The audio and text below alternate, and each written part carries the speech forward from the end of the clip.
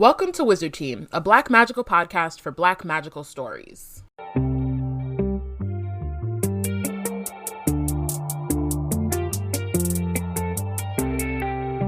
Hi everyone, it's Bayana and Porshèa embarking on a journey through the many fantasy stories written by and about Black people. Currently, we're reading Legendborn by Tracy Deonn, and today we're discussing chapters 30 through 32. You may have noticed that I mentioned it's just Bayana and I, and that's because Robyn is off witnessing a trial at the West Order chapter. But she'll be back and let us know how that went for her to witness that trial. I'm sure she'll let us know. Yeah. There's no way that it's not going to come up the next episode.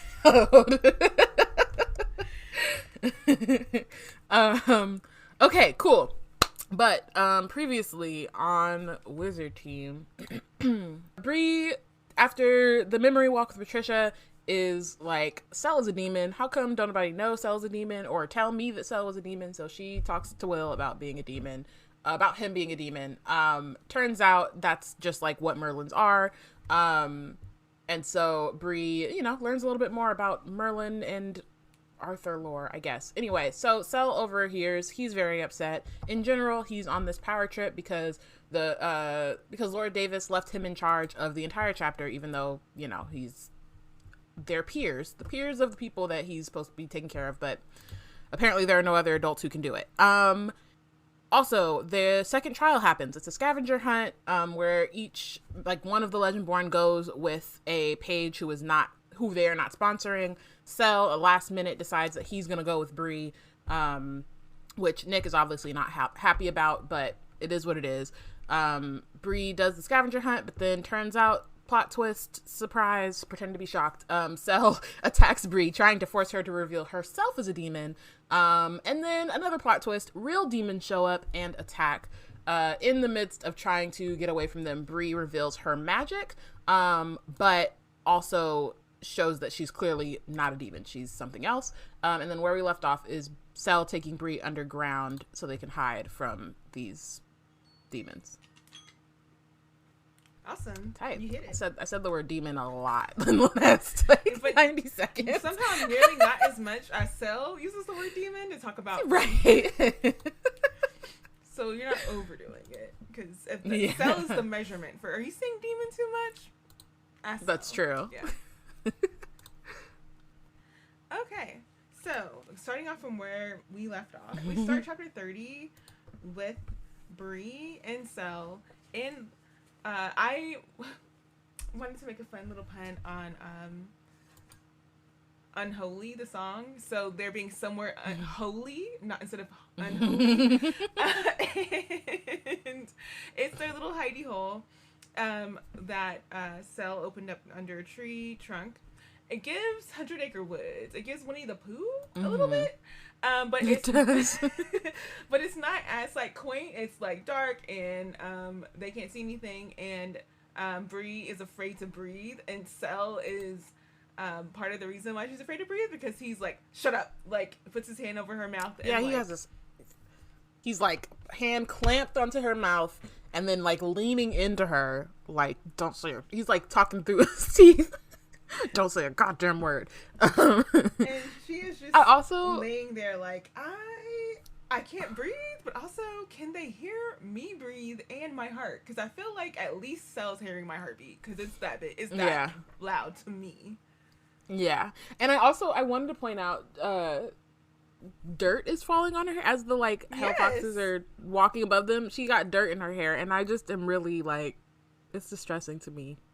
But also dirt on your face. If it's it's hard to not make a noise when something's falling on your face. It's so weird. And you're just and it's dark and what it is because you're in this situation, but it's still uncomfortable. And you don't know what could be in that dirt. It could be some bugs. It could be some spiders. You don't know. It's dark.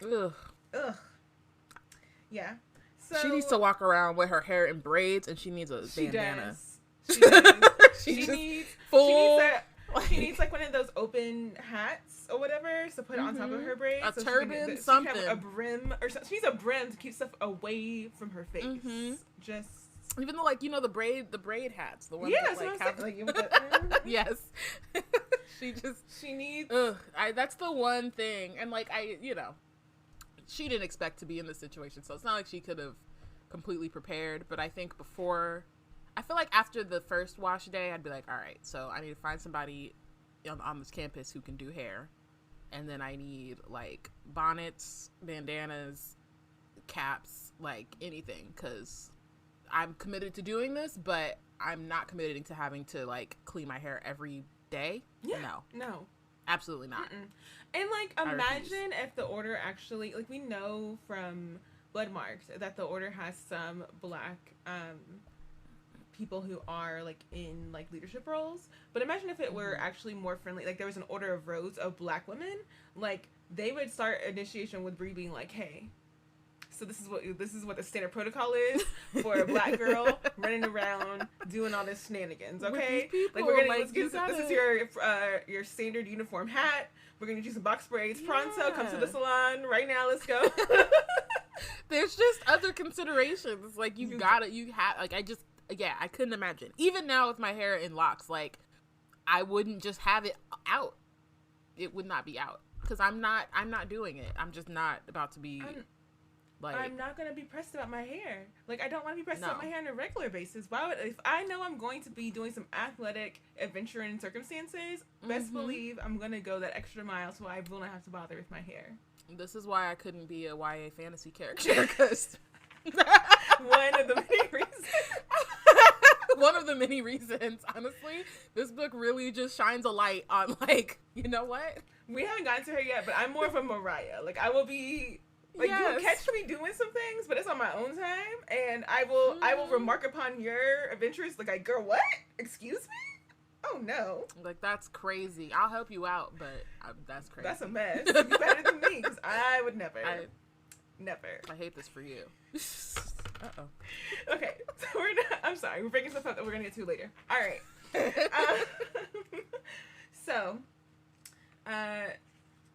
She is over here questioning everything, like, can the foxes sense us, because like she can hear them like snuffling by the entry of the door.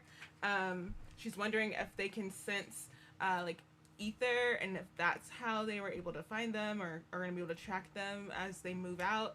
Cell tells her that they shouldn't be able to sense them, but he also doesn't know because he wasn't able to kind of detect them when they were on campus.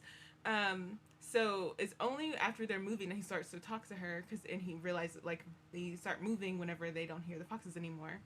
And she realizes as they keep moving that it is not that they were in like a hidey hole cave. They were actually in a tunnel. And it turns out that the secret order, like this order, has a secret tunnel, right, under the has campus. an underground network, which is also like an underground network in the South, and you're using it for order business. But like the underground, it's like the opposite of Underground Railroad. It's like, see, you went that way, and I went a totally different way. But you're right. I'm over here thinking about Avatar, but you're absolutely right. Sorry. No, it's fine. It was just funny that our brains went two different directions. I was like, underground, South.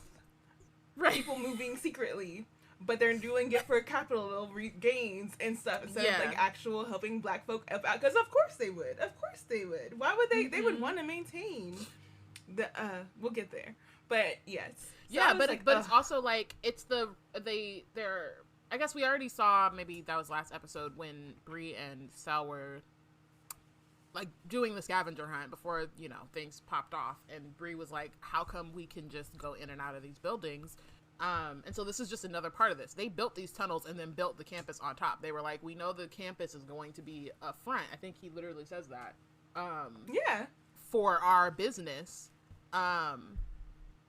So we also have these tunnels. Those have been there for centuries. Those are century-old tunnels. It's crazy. It's really, What were you saying about the Avatar in tunnels? Secret tunnel. I'm like, secret tunnel. Secret tunnel. That's gonna be the meme this week. I see it. I don't know why. And the thing is it didn't pop up when I read it. I was thinking like you, but then I don't know. This time here, the word secret tunnel together, you're like, excuse me. It just went boop. Mm-hmm. Wait a second. And so, of course, as they're going through the tunnel, Cell's not just like giving like a tour of the tunnel. So it's like, what can he really tour in the tunnel? He just kind of like explains that like, you know, it's centuries old, and then he starts, you know, going back to interrogating Bree because he's like, now that I got you where I want you, not I'm gonna eat you, but instead I am going to get to the answers to my questions, because there's no way you're going to be able to get out of here without me. I'm the only way in and the only way out for you.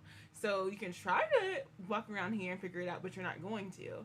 So either you're going to answer my questions or you're going to be lost in the sauce, literally. So pick one. Right. And that's not really a choice. So Bree gives in to Cell's interrogation. And that's when he finally realizes, for real, that she is just a magical misfit. And it's funny because in their conversation, as he uncovers this, he goes from being like concerned that she might be a problem to being like, oh, all right, whatever. And Bree is like partially so upset. she's like, there's a part of her that's like happy that he no longer will be going after her like a dog with a bone, but at the same time she's miffed because she's like, I was the center of your attention. You were giving me every threat in the world, and now I'm nobody. Yeah, she's definitely offended, and it's very interesting. Like, it goes with the, like, obviously the scene is very charged. There's a lot of tension. And so it's interesting where, again, like you said, like, she's used to being the center of attention. There is, like, this is a very cliche term, but there is a thin line between love and hate. So, like, she's used to having that, like, that's like an intense feeling on you, and then suddenly for dude to just be like, oh, whatever, like, I'm unbothered, I guess not. Whatever, like, sure, you're silly, you're not a threat, I don't care. And she's like, well, I'm still like, she's like, I still have a mystery around me, right? Like, I'm still mystery girl, aren't I? Right? Like, you don't know where this magic is coming from. And he's like, you're not a threat to Nick, I'm not tripping, right? Whatever. I still think you're ridiculous, but that is neither here nor there for me. It has my actual job, my job is protection and detection. Yeah. And I finally figured out what I was detecting was not like actual something that I had to protect from. Unless you're going to be a distraction. Right. If you're going to be a distraction, then I got to take you out. And even then, she's like, there's a point where she's like, well, I could be a threat. And he's like, well, if that becomes the case, like, I'll go ahead and turn you into the Regents. You can be experimented on. And, like, is that what you want? Like, I don't. That is, like, it's funny. Yeah. So it's just. It's funny because it's like, do you want to be a problem? Like, you was saying, like, you was over here mad because I was treating you like you were a problem. But now that I tell you you're not a problem, you're like, but I'm a problem. No? Right. You want to be a problem now. Yeah. Because she wants. So if you want to be a problem, are you going to be a problem? She wants to be Cell's problem, and that's what she hasn't really pulled together yet. She doesn't realize that that's what's happening. That's what's going on. So to note more about their interaction, because like another part of their interaction that was interesting is that we learn that he sensed a flare of her aether, that he was, what he calls it, at the quarry. So that was what kind of like had him scent, like caught his scent. He caught her scent, and he was like, why he was so dogged on her, because he had caught her magic. And so he's trying to figure out like what is going on with her, like what is she? And when he realizes she doesn't even know what she is, that's even more reason for him to be like, girl, you don't even know who you are, girl, whatever. Like, it's just. It's so funny. I wrote, like, in one of my notes, I'm like, he goes from being, like, you know, when we talk about, like, like he goes from being wrong and wrong to wrong but right. Like, yeah, he doesn't actually need to worry about you, girl. Like, the way he's saying it and communicating it is out of pocket, but he's not wrong. But it's not even that he's communicating, like, it's just upsetting to her that he is saying it. Like, I would be like, yeah. And the thing is like, I think she also realizes that it's kind of ridiculous to feel that way. Yeah. But you can't help how you feel sometimes, so she's just a little bit like, ugh. She's like, how dare.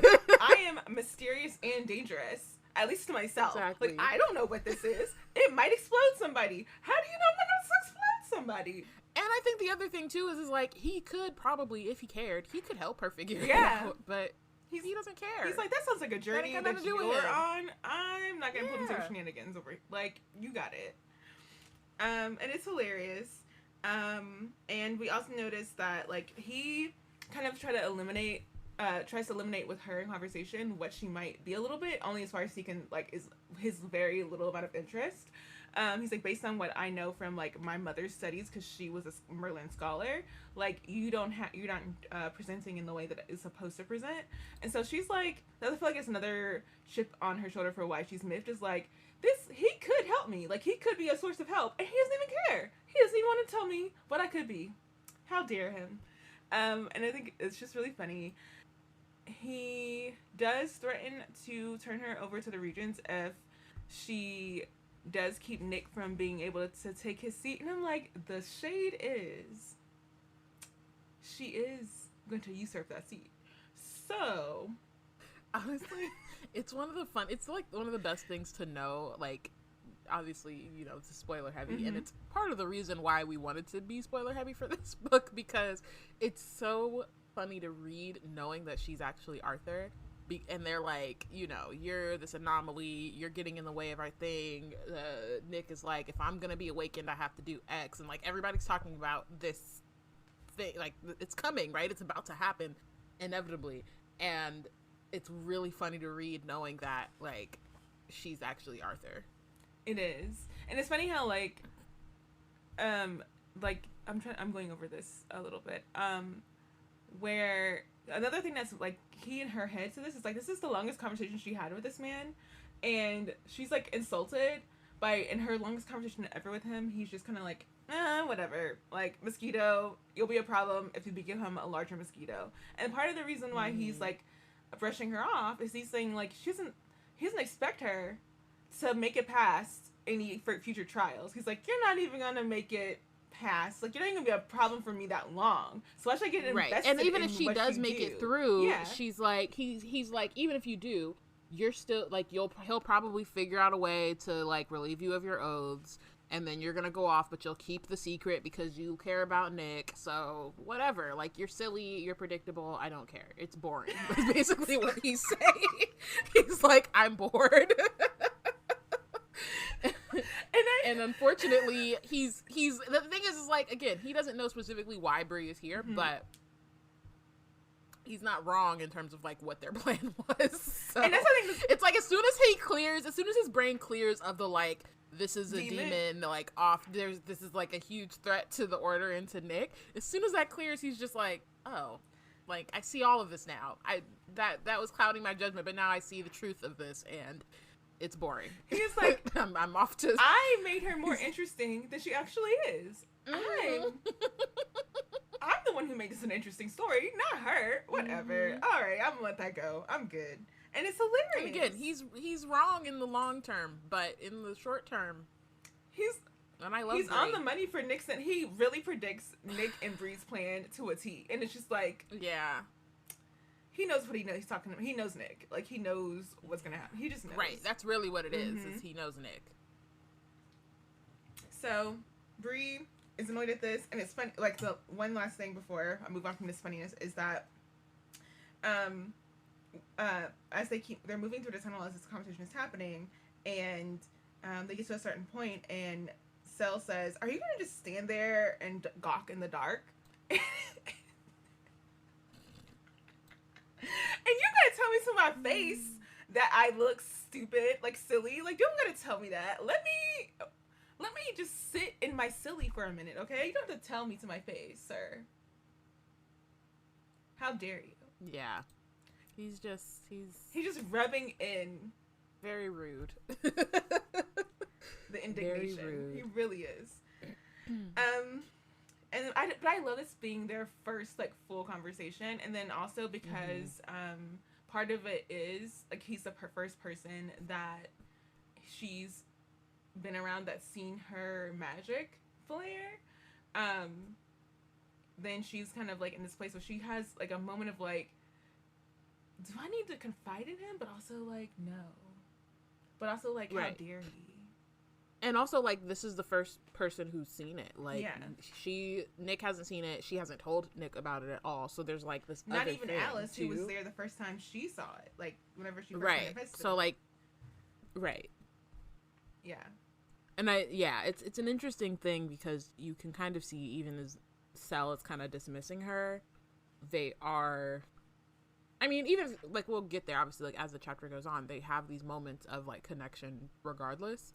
And so it just like, again, Sel doesn't care in this moment, but it still sows the seeds for him to care in the near future. I also feel like it's part of her indignation too. Like imagine you have a magical ability and the one magical person that sees you with the ability is not impressed by your magical ability. So you're just like, I don't have I'm the only this is a big deal who has this excuse. What?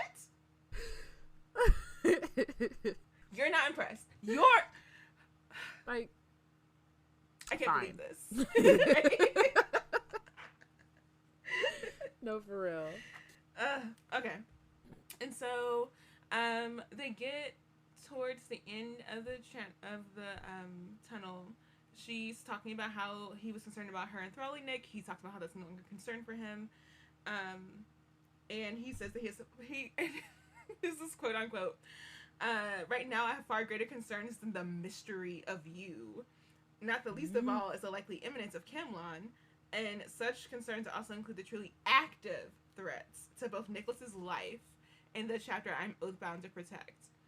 And after she responds about how she just can't get over how he has made violent threats on her life and how he's now no longer doing that, he says, to be quite honest, he does still mean those violent threats should she force his hand, but at the moment he's reconsidering how he described her, and he said, I should have called you silly and self-centered. And it's just, he really is enjoying this. On top of the fact that, like, you still haven't apologized. Right! Which, the thing is, he definitely says, like, I still mean that shit. Right. Like, so I'm not actually should sorry. Should prove to be a problem. All the threats I made before, I will They come still through. stand, yes. but not like a, oh, my bad, I misjudged this situation. Not at all. He just said, nah, I don't, like, whatever, you've lost my interest, but if all the things I thought initially proved to be true, then it's still on. I got nothing to apologize for. But also the thing is, still stands. I think it's fun for him because he's reading, like, she read so many people in the last, like, 2 days so thoroughly, including him. And so he was waiting for this moment. He's finally able to make her go, oh. Yeah. She's gagging, and he's laughing so hard about it all. Because it's true. It hits. A good read hits you because it's true. So she's having a moment. He was definitely, he used to pray for times like this. I feel like so secretly a Real Housewives of Atlanta fan, and this is just his time. Like, he's like, oh yeah, we've been waiting for this moment, like, all day. So they keep going in the tunnel until they get to a place where they stop. Sel seems like he knows where he's going, and he's also pulled out, like, mage flames to, like, show their way. And he gets to a place where he starts muttering in a Welsh that Bree says, and we don't, I mean, this is the thing, right? Bree doesn't know Welsh, we don't know Welsh. So her observation is that these incantations are similar to the ones that she heard William use for healing. Is that true? I don't know, because does she know what Welsh, like, you know what I mean? Like, is it a cadence that sounds the same, or the word? Like, I don't know. So take this note with the greatest salt. Like, it might, like, they may actually be, like, similar incantations used for unveiling a hidey hole to, like, do a healing, but they may not be. She may just not know what's happening, right? Right, like it could just be the fact that they're speaking in that same language. Right. Maybe they all have the same cadence when they do it in. But also maybe, yeah, I was gonna say maybe it's like the same cadence, or maybe they start a specific way or whatever. Like, but again, like you said, we don't know because we know nothing about that. So, Cell's able to Doctor Strange shape his hands to open the hidey hole, and then he leaps a vertical equivalent of twice his own height to land on the grass beside the door. He then whispers that they're all clear, and like within moments after Cell giving an all clear and him helping Bree up, the Hell Foxes show up. They fox their ways. They're those foxy little foxes fox their way into being out of Cell's like detection range and pop on up on them like white on rice. It's really unfortunate. I will say I don't know why. I don't know if we brought it up before because we were talking about like them leaving Cell in charge or whatever. Like Laura Davis is definitely using him as a scapegoat and is trying to like, you know, put all of this blame on him for all of this stuff hopping off because like, again, he should be able to sense the Hell Foxes. The fact that he didn't before doesn't really make sense. And then on top of the fact that like you said, he said it's all clear, comes out, here they are immediately. Like they shouldn't have been able to follow. So something else is like going on, although I think I know, but well, when we get there I'll point out. But yeah, so it's just things are going very poorly. They're not going according to plan, and that's the thing about Cell is like, even though he is hot-headed or whatever, he does tend to work with a plan. Like you can't keep protection of a whole campus like that and not have a plan and strategies in place to get things done. And they made it through this tunnel network based on like his understanding of tunnel network plan that he was strategizing around, and yet that still failed him because those foxes are outfoxing them at every turn. Right. So once he gets out, they're both out, and one fox goes directly to Cell, and the other goes towards Bree. But the Cell, even though he's wrestling one fox, is able to like yell at Bree to make her duck. And the fox that went for her crashes its noggin into a huge tree instead of into Bree's face. And Bree is lying there, trying to catch her breath, trying to get it together. And that's like the most she can do before another fox is like in the tussle. And let's see. Let's get where we are. She finds herself writhing in the grass, choking for air, her brain screaming for it, but she can't scream. Not even when the Hell Fox lowers its head, pinning her with beady black eyes, and then leaves. It's going to land claws out on top of her, and she's going to die. She squeezes her eyes shut, waiting for its heavy weight and razor-sharp teeth. In a desperate, untrained move, I swing one fist up in a wild punch. There's a howling scream, a deep squelching sound, a hot burning weight on her chest, and then blackness wells up to take her. She blacks out. And then something hot, thick, and pulsing is pulsing rapidly against her fingers. And when she opens her eyes, she can't comprehend what she's seeing or feeling. Her brain spins up and knits images together bit by bit. She is alive. The fox is on top of her. Her face is not in between its teeth, because its jaws hang slack. Its two front legs are limp in the dirt on either side of her body, and her left arm is a mess of green ooze. It runs thick rivers down her skin and into the grass. Her right shoulder is twisted painfully because her fist and forearm have disappeared up to the elbow inside the fox's chest, and that arm is covered in red flames. Then disgusting. Someone screams. Who's screaming? Oh no, it's her. She's the one screaming. And yeah, because this is disgusting. It is horrific. I hate it. It is horrific. It's so horrible. It's really bad. It is horrific, and it's like. I'm glad she's alive, yes. but and literally, it was like her own black girl magic that saved her life, but in a painful, blackout, gross way. And I feel like part of it is her dissociating from this moment is what caused the blackout, and a part of it is the actual pain that her body just put itself through to keep this Hell Fox from killing her. Like, she's just, like, not completely here in this moment. And it stinks, and, like, it's all, like, her... And it's oozing on her and on the ground. Like, she's just catching the brunt of it. She... her vision swims. She yanks her hand back, but something catches her wrist. A sharp-ended broken rib. Vomit rises and burns at the back of her throat.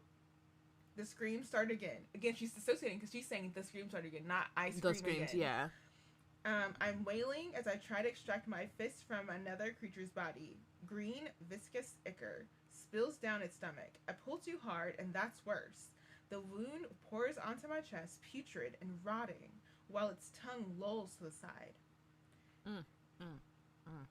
Angry chittering and a hellfox scream rends the air, but I'm on my back, and the dead demon on my chest, on her chest, is so very heavy. I watch upside down as another fox runs towards me with frightening speed. She pushes out the carcass, grunting and panting, but before that other fox can reach her, the sharp pointy end of a black metal spear pierces its throat. The fox makes a gurgling sound and hits the ground, and Cell appears at its side, pulls the spear out, and then uses all his strength to slam the weapon through the creature's skull. It stops moving, and Cell leans heavily at the end of the staff, breathing hard. You know? Yeah. Gross. What is the song? This guy can barely catch his breath. Save mine and those who knew me. Like, she can't catch, she can't catch her breath. She can't catch her. She can't. No. What? It's really bad. Her arm is literally, one shoulder is, like, dislocated. Hand in on a sharp freaking broken rib of another body. The ichor just flowing on her body, putrid, making her want to vomit, inducing vomit in her own body. And then here comes another one. How? Nope. No. For what? That's my thing. It's for what? If I find myself under circumstances where I'm like, this is not. How did I get here? I don't need to be here. I don't know how I got here. When that happens to me, I'm like, I don't know how this happened. And I know how it happened, and I will never do whatever I did, 1, 2, 3, the steps, will never do those steps again. Never. And Bree keeps doing them. She keeps doing these things with the order. And it's for what? I get it, for what? Couldn't be me. So thankfully Cell saved her. She asked about the other one because she's still frantic, and he says it's dead. He realizes that the fox that's on her body can't go until she extracts herself from it, so then he has to kind of like talk her through softly but like sternly to get the fox off of her. And it's him taking this kind of like lower tone with her and saving her from the avenging fox that had come, and also a whiff of his whiskey smoke smell that again, she is dissociating, but her breathing in cells helping her come to. She is what Bree notices while she's under duress, and she says it's between his tone and his help, and also the fact that he's called her Bree for the first time instead of Brianna, that helps her come through this moment. And I just think, I feel like this whole time you've been every time she feels a slight itch of attraction to him, she talks about how he smells every time. And I'm like, if you don't realize you're attracted to this man / 19-year-old boy. I think, oof. It's still like, I think it's interesting too though, because like, at least on Cell's side, he just got through like reading her, calling her silly, and like, you don't matter, and then seeing this, I'm sure in his brain he's like, oh, that's actually still kind of interesting. He's all, like, I kind of want to know. He's like, and then instead of like ooh, wait, what's going on here? What is this? Because it's crazy. She has to pull her arm back, or hand back past the thing's heart? Yeah. From its ribs. Yeah. Like, she had made it all the way to his ribs. Yeah. I think she does end up throwing up. Yeah. Which the fact that she held on for that long was crazy because, I mean, I have a weak stomach, so it would have been done. I just guts and things on. No, I would have passed out. Blood at all. Like, I just can't. And so the thing about, like, I was talking about her dissociating, like, she's, like, actively just not well. Like you're saying, like, she's vomiting. Mm-hmm. She is, like, not doing well. And even when they get the carcass off of her, and Cell's holding it and drops it to the ground, and it explodes, and it, you know, becomes dust. But for Bree, her body is, like, catching it. She feels like the world is shaking, but then she realizes it's just her. Like, her body is shaking uncontrollably. Her pulse won't slow down, and her chest feels like it's going to explode. That's when she vomits, and then Cell drops to his knees beside her and says, "You're okay, they're gone." But she doesn't feel like she's okay. And she crawls away from the stick until she can twist into a seated position, and she rests her arms on both knees. Cell is watching her, and his eyes trail over her head, her shoulders, and arms, and he notices that her magic is fading. And after it all goes away, he mentions that it was acting as a shield, and it had burned off all the blood. And because her ancestors, they got her. At least that much. Like, if one of them could just, just one ancestor could be like, for vanity, just let me take care of this hair for her. I'll take care of that. No, too. for real. Then she'd be really good. But then,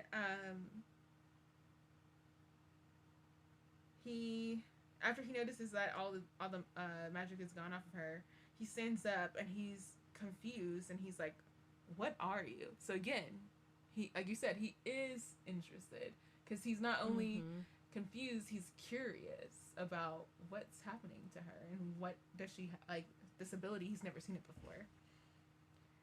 But before they can go deeper into being curious about each other, they hear voices calling their names, and they realize that those voices are Evan and Tor. Evan jumps over the wall and jogs over to where Cell and Bree are huddled, and then a blonde-haired figure. Oh, wait. I will say, Evan is, spoilers, is the demon. So, and of course, he's one of the first on the scene. He's been. He knows where the Hellfoxes were. He knows. Yeah, he's been orchestrating this. And also, it's funny that he's always there to, like, whenever Bree's having a moment with either Cell or Nick. So far. Yeah.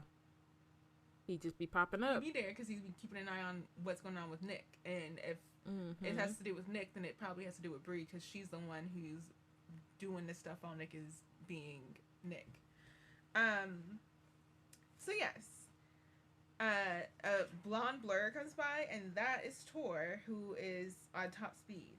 And they explain that Tor went down about an hour ago, and that it's been at least about an hour where they had called everyone into the lodge for her, like, awakening, but they never showed up. Cell and Bree never showed up.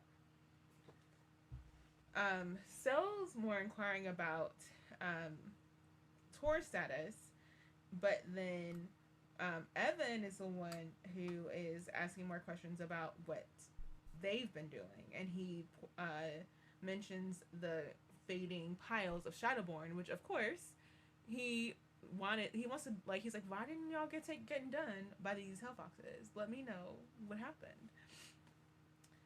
But before they can get there, Nick shows up, and he jumps the same wall.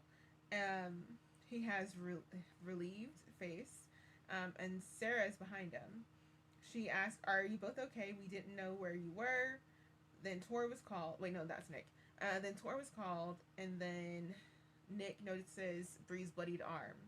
He's at her side in a heartbeat. He reaches with gentle fingers for her left hand, and then he rotates it, hissing at the sight.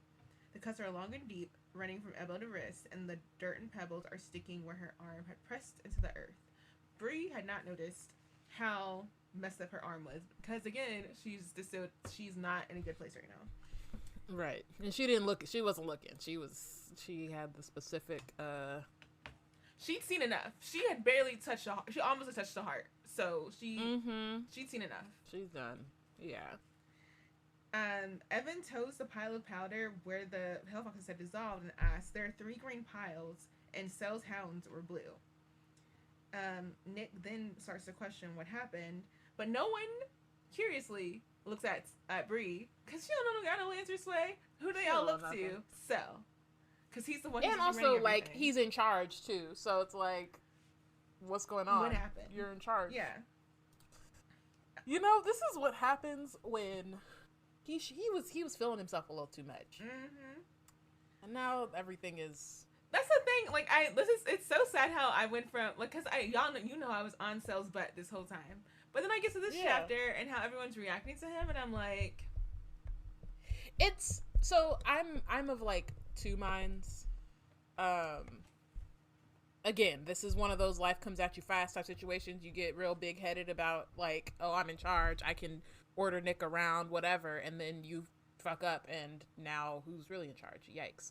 But also, so it's there's like that. Power but is then always there's also on, like, a limited thing. Like, you can only push your power absolutely, so far. exactly. Yeah. That's what I mean. So that's why I'm saying, like, in the just, like, very short-term, petty, we just, like, read the last 3 chapters, like... that's what happens. But also, on the other hand, in the more, like, grander scheme of things, you really get to see, like, how this power dynamic actually works. And, like, you know, Cell is always kind of on... He has the short end of the stick on this situation. Yeah. He was playing, like, the... So, of course, he was grasping for that power before. Yeah. Because this is how things are, you know? Yeah. And it's like he has on his side the fact that he never left. Like, he's always adhered to the rules of, like, the order or whatever, as far as anyone knows. He's always been there. Whereas, so he can play that card on Nick. Like, I'm the one who's been put in charge. I'm the one who's whatever. But that's the other end of it all, is that, like, Nick doesn't have to. Nick can do whatever the F he wants, and he would be still, like, admitted to the order. He can be prodigal all he wants to, and he would still have space. No one would outcast him. Cell doesn't have to do too much to be outcasted, and everyone knows it.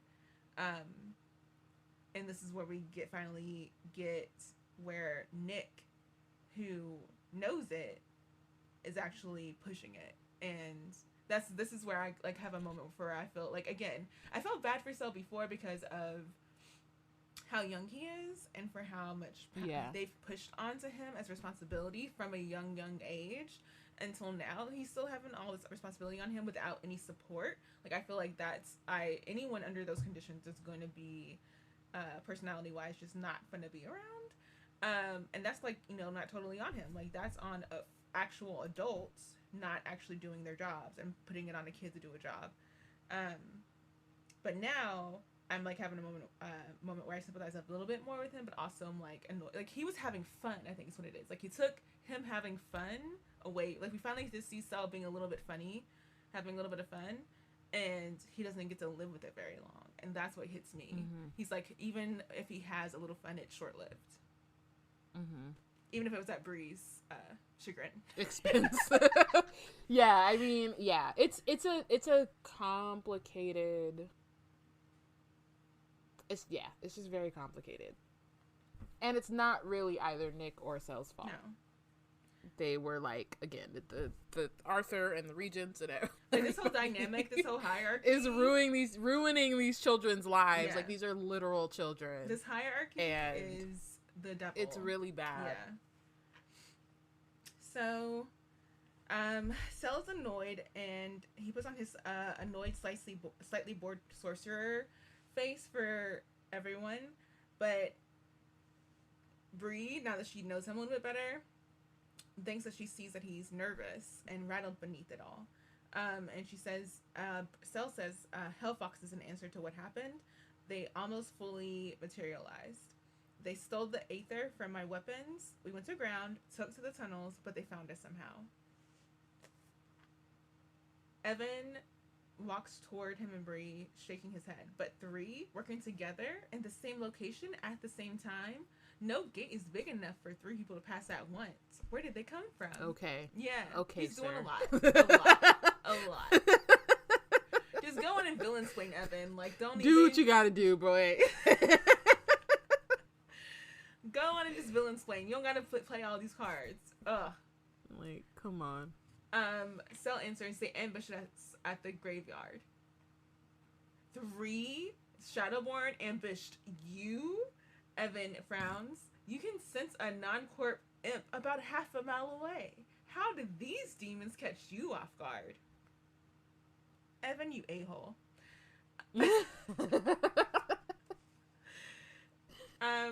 There's a crack in Cell's facade, and when he can't answer right away, I feel Nick tense beside me. How did they surprise you, Cell? Nick asks his King's Mage. Cell meets Nick's eyes, and I know then why he didn't fully answer Bree's questions, and Bree knows then why he didn't fully answer her questions in the tunnels. Cell answers, I was distracted.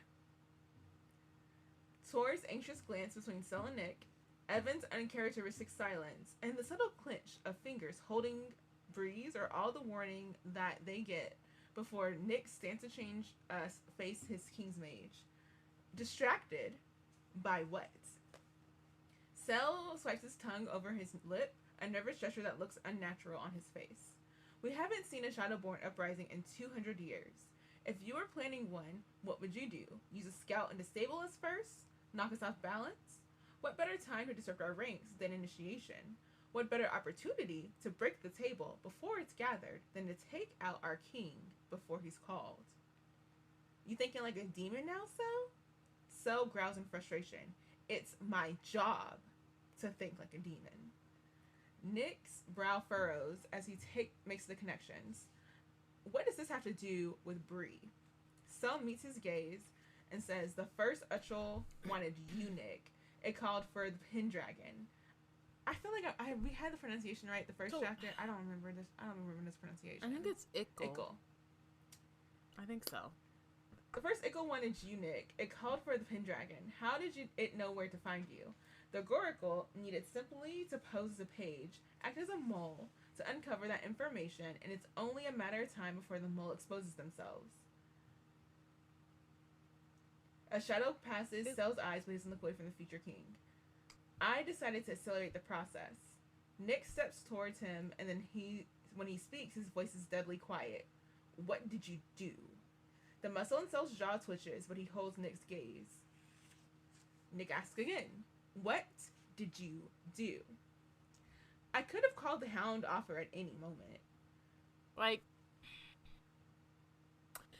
okay.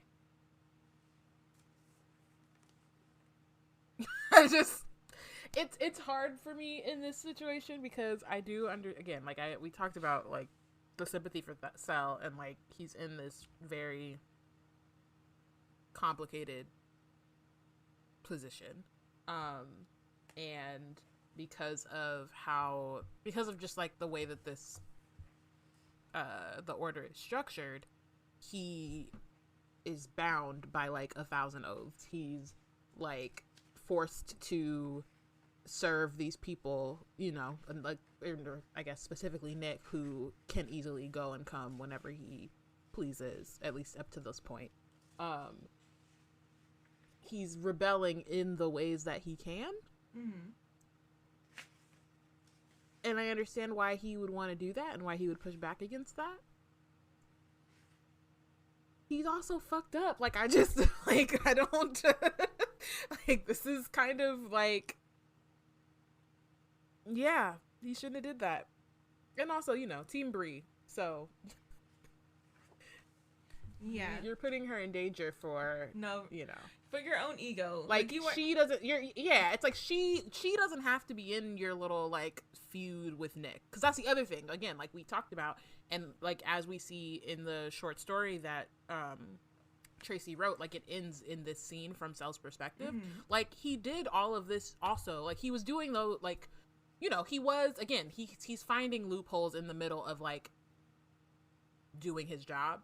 So, yeah, like, him technically trying to accelerate the process and expose Bree as a demon is doing his job, but he's not only doing it because of that. He's also doing it because he knows that Nick will fill his bloodlust and will know that the bloodlust is for Bree, and that's somebody who he cares a lot about. He doesn't want to feel bloodlust or murderous intent towards the girl that he is like, you know, I don't know if they're like official or whatever, but the girl that he likes a lot and wants to be in a relationship with, like, he doesn't want to feel murderous intent for her. And he's also explicitly told Cell that. And so that's also why Cell does it, because he knows that it will hurt Nick. So it's like all of these levels to this.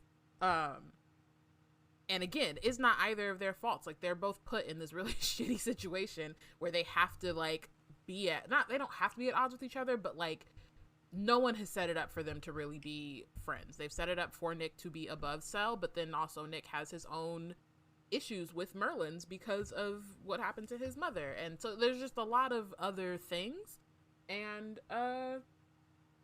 Arthur can suck it, I guess. Like, the hierarchy, the patriarchy, Arthur and Merlin are shady. Like just, the system. Like, how are you doing this? However many centuries, 15 centuries, y'all are still just like ruining people's lives. And they're like they haven't even been out here like 20 years yet, and you've ruined their lives. And it's so messed up because it's like, at any time, y'all could have tried to adjust things to actually be better suited for people. So it's not even like, yes, Arthur is the archetype and the reason for the season. But like at any time, the Order could have been like, oh, we're gonna update things. Like the Merlins are gonna have more power. You know what I mean? And they didn't do any of that. And it's all because in service of maintaining power and proximity to power and being able to use it, right? And it's just so frustrating. I was flipping, before I get to the next action, I wanted to give us Cell's perspective for a second. So I flipped to the second last page in a short story. And the second ask of Nick asking, what did you do? Cell thinks, when understanding hits, the blood drains from his face and the realizations ripple through him in quick succession. That his bloodlust has not been for a demon, but for a human being. That he had not wished death on just any human being, but one he has feelings for. Because Cell has had this bloodlust against Brianna, Nick has also had this bloodlust every time he feels Cell has felt it. That he had not wished. And it's easier if you're like, oh, Cell's out here killing demons, like whatever. Yeah. Like, I can, even when he wasn't like back in the Order, he could feel it. He's like, all right, no, Cell's fighting demons. That ain't got nothing to do with me. I'm gonna move on. And it's, or maybe it's bloodlust, so you're probably not gonna just feel like nothing. Yeah, you really angry. You could maybe like move yourself away. Like, okay, I'm around people. Maybe I should leave because for a little bit. But so that he wished death not on just any human being, but the one he has feelings for, one who already has his heart. That I tried to murder the girl that he explicitly asked me to stay away from, not just for her sake, but for his. So when Cell and Nick's eyes meet, the ugly conclusion is a silent wound between them. Cell exploited their bond on purpose, out of cruelty and spite, because it would hurt Nick. Even after he'd asked, no, after he'd ordered and begged Cell not to. Even when Cell knew that using the bond between them like this would tarnish the part of Nick that was beginning to love this girl. Even though Cell knew that if he failed to kill her and their relationship continued, he would have to live with the memory of wishing her dead. Cell had every reason not to, but did it anyway. And he can't take it back, even though he wishes that he could. So it's like... And again, like, Bree is not seeing what's in his head, is not understanding this part of it. So when, like, I guess I don't know if we got to the point where Nick punches him. This is the next part. Yeah, like, she sees it as an exploitation of, like, their power, but on the other hand, like, again, there are other factors. Like, there's other factors that she's not privy to. So she's seeing it as, like, Nick abusing his power in a way that she hasn't seen before, but it's also like, but Cell abused his power in a way that it's like, that punch has been coming. Yeah. So, using the momentum of his next step, Nick throws a fast, hard punch to Cell's jaw. Oh, sorry. So, last thing from Cell's point of view. He basically could feel he can anticipate Nick's punch coming from a mile away. So he knows what's about to happen after he realizes how Nick has felt after having their bond go through all this. And so when he gets hit by Nick, he feels like it's justified. Like he gets why Nick did it. The punch knocks Cell back into the same oak that stunned the fox that was going after Bree. Nick must have put real power into his swing because Bree's ears ring with a crack of bone meeting bone. It happened so fast, it had to catch Cell off guard, that it takes a second for anyone to react. Sarah yelps and Evan curses, but no one steps in between them. Cell is against a tree, utterly still, his stunned expression warring with a visible urge to retaliate. Well, that wasn't exactly fair, Nicholas, he finally mutters. He pushes the standing and spits bright red blood onto the grass before dragging the back of his hand over his mouth. It leaves a crimson streak across his pale knuckles. You know I can't strike you in return. And in a voice made of iron, Nick says, precisely. It's like, I don't know. I feel like, I don't know if we've had this conversation on this podcast yet. Or maybe we did when we talked about Amari. But, like, the idea of, like, physical violence being worse than other kinds of violence.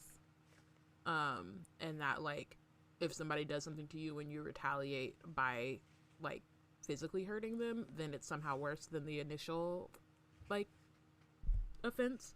I don't know. That just makes me think of that a little bit. Because it is, like, he's retaliating, like, or Nick is retaliating. Cell doesn't necessarily, you know what I mean? Like, obviously, like, y'all could fight, whatever, but, or obviously you can't, but the idea is that, or the point is that, like,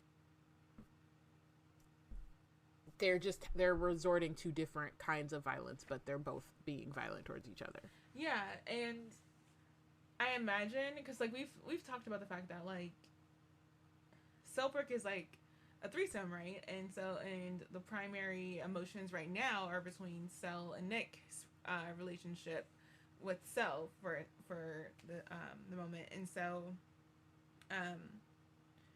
you have to imagine that some of the spite that he's talking about for, like, as he was having bloodlust against Bree and he knew Nick was feeling it, it was spiteful in that, like, take that for your precious little relationship with her instead of having a relationship. You know what I mean?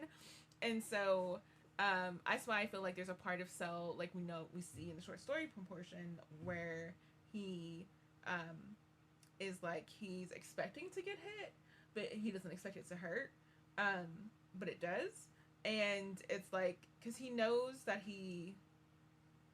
it's like, it's not a good relationship, you know? Like, even just because it's a triangle doesn't mean that it's a good relationship on all components of it, right? It's like, you don't want to be in a relationship where someone's getting hit by the other person in the relationship, right? Like, that's a bad relationship, no matter what. Yeah. And they are not the pinnacle of, like, they need some serious therapy, both separately and together, probably. Everyone needs to get away from each other, to be honest. They all just need a moment, because they've had to be with they've been forced together for so long. They haven't been able to, like, reason out what to do. And Nick even went away, but he still didn't get a reason out what his full life would look like outside of the order, right? So it's a lot. Like, he can't have been gone that long. No. He's only 17. Yeah. Like, when did he leave? He's, you know, like 3 years, and then what are you doing, going to school? Right. Like, you know? So yeah. To finish this all up, the two of them are, like, in this, like, tension-filled kind of, like, confrontation of, like, they just, like, look at each other for a good moment. Bree is, like, thinking through how much, as long as she's seen them in a relationship with each other, anytime there's been a confrontation and Cell has started it, he's gone after Bree and not after Nick, and she's realizing now that that's related to their power imbalance. She's also having this moment where, again, when she thinks she can see behind Cell's facade, she thinks that she sees tension coming off of Cell, no, even though he acts like Nick's violence is no matter.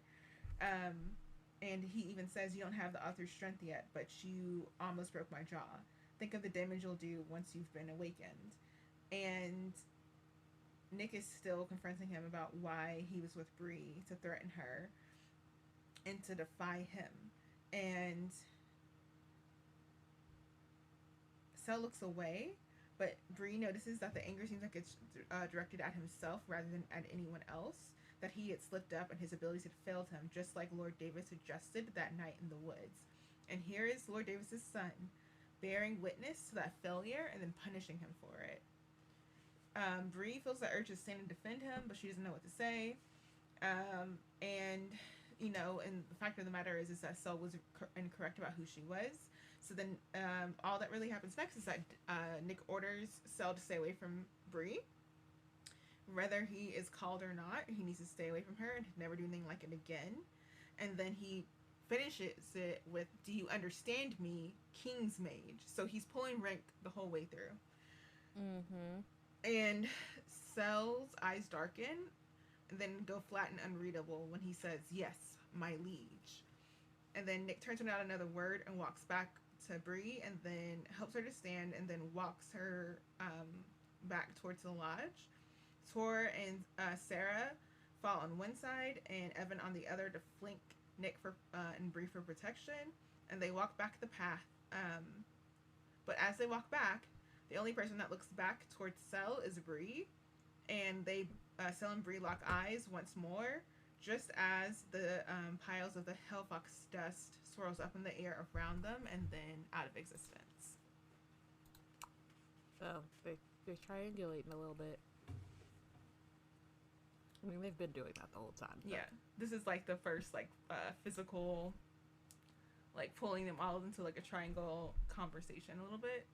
Mm-hmm. Or the first triangle conversation, because before it's just been hinges, but now it's the... yeah.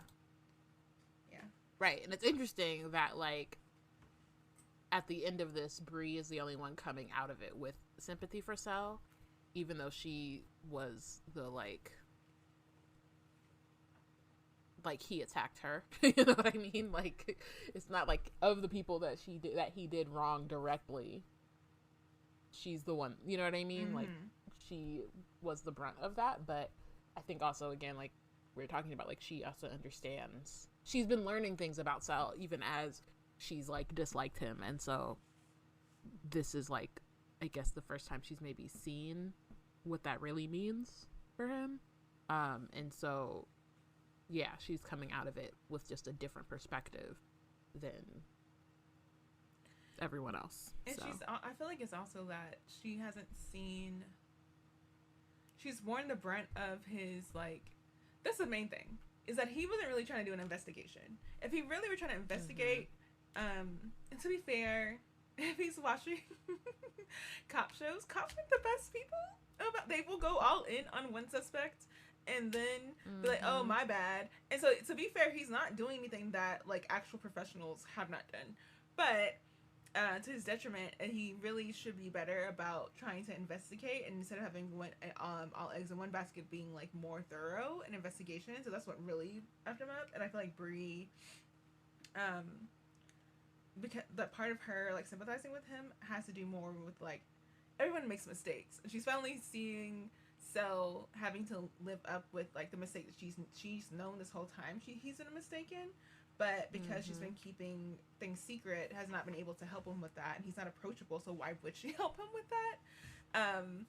And so I feel like part of her feels like she's not the reason he's in trouble, but in a way she's kind of the reason he's in trouble, and so a part of her feels like a slightly guilty for that. Right. Yeah, just messy.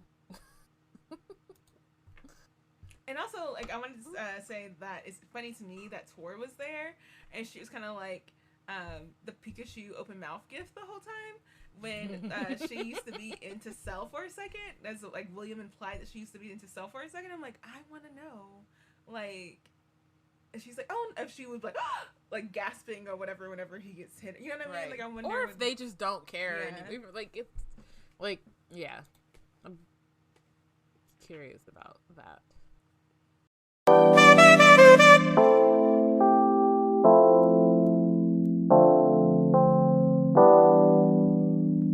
Here on Wizard Team, it's no surprise that we love books. We also love supporting the independent bookstores.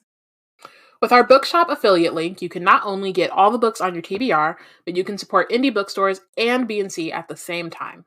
And if you're not sure what you want, that ain't no problem. Check out our The Plot Thickens list full of recommendations from none other than Porshèa herself.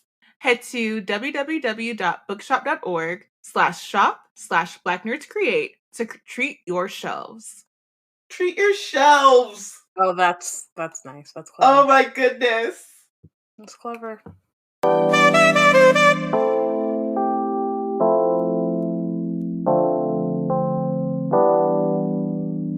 Okay, chapter 31. So Bree is back at the lodge getting healed by William. And they're just being William is great. He's like very good at Being a fave. You know, like being a fave, yes, but also just like the I guess he just has like good bedside manner, so it's not, you know, all of what just happened was a lot. It was intense. It was disgusting. It was, you know, like there's a lot going on, and he's just like cracking jokes about her, you know, like having this crush on Nick and all this stuff. It just is like a good kind of like Rapport. palate cleanser, I guess is maybe the best way to say it. Like after the heaviness of the last chapter, The teen like, okay, drama. have some William. Yeah, like let's get back to just like some fun conversation, I guess. So they talk. So William does kind of let slip that he's dating someone who is not in the order. And he makes it a point to be like, yeah, he's not Legendborn, that's for sure. And says that, like, we kind of get a conversation about how dating within the order can be very complicated. Or I guess he says nothing but trouble because of bloodlines, oaths, and inheritances.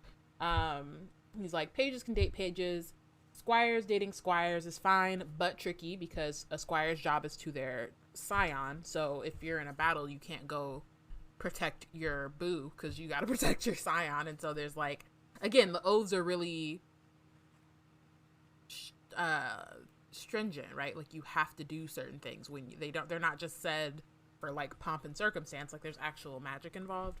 And on top of the fact that like then he says, and the warrior's oath, which is the oath that the squires take to their scions, is forever. So even when you're done being a scion, or being, you know, when you're done with that, like once you've passed on and that magic is passed on to like the next person or whatever, whether you're awakened or not, like you still have that oath to that person. And he's like, who wants to be with someone who's already emotionally and magically bonded to someone else for life? And then on top of that,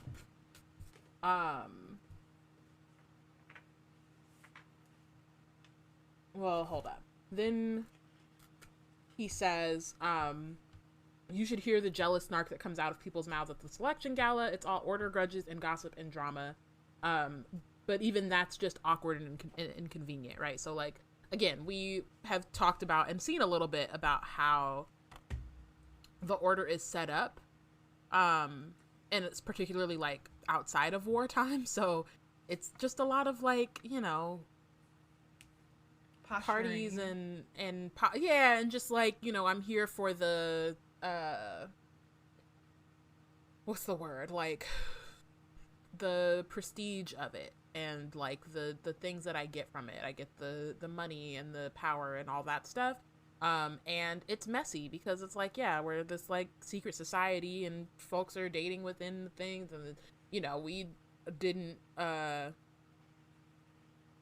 make it, but then now here, you know what I mean? Like even the adults, they're coming out of all this stuff that this history that they might have had back when they were like the scions or whatever. And that's not even to take into account the actual like danger and fighting demons and like the actual war going on. So William talks about how dating scions is a whole different ballgame. 60 generations of managing bloodlines gets complicated. And so the regents had to step in and lay down rules. For example, like scions aren't allowed to, really, they just aren't allowed to have sex. It's not necessarily that they can't, like there's no crossing of bloodlines.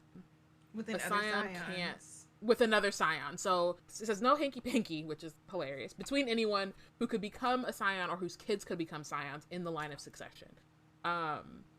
If they didn't prohibit it, there'd be babies with 2, 3, 4 lineages running around, and it'd be chaos trying to track who'd be called next, and how the bloodline would be preserved. It's easier for couples where pregnancy is 100% impossible, but for couples who could get pregnant, they're screwed in not a fun way. So yeah, it's just like, it's very gross. It's just politics in your bed. Right. It's like, this is a like the fact that it has to be so highly controlled. Again, knowing the truth of who Bree is and who Nick is, like that also it sort of like comes into complications, sort of like, because again, they're children, but it does get brought up in Bloodmarked briefly. I think like pretty early on, and Bree's like, they don't even, and Nick, William doesn't even mention Merlin's, like that isn't even like a consideration, right? Of, like not even a consideration that you would be dating a Merlin. Right. And like, I mean, I guess like you said, like Tor and Sel did date, but also it was before they knew about Camlin. They're also kids, so like I think there's also the like question of when they start to take those things seriously. Get, like a lot of tea on their relationship, like we don't what know happened. Yeah. And then it's also like, because Merlin magic is so potent, like if she were to have kids by Sel, like, or if anyone was, like, and they were a scion or whatever, would their kids automatically be Merlins instead? Like, what? So it's like, I understand it in the sense of, like, it's all very complicated and trying to maintain these lines, but they also made it complicated. And they have also isolated these people into this kind of society, so it's going to be harder for you to, like, especially when because even the people they bring in, like, if William decided he wanted to marry his boyfriend, like, then his boyfriend would have to come into this situation and have to learn all of this stuff and have to be a vassal or whatever. So it's just like, they don't, it's like, it's just the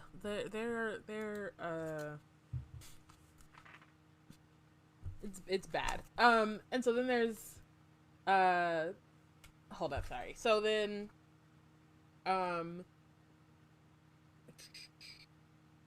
so William says,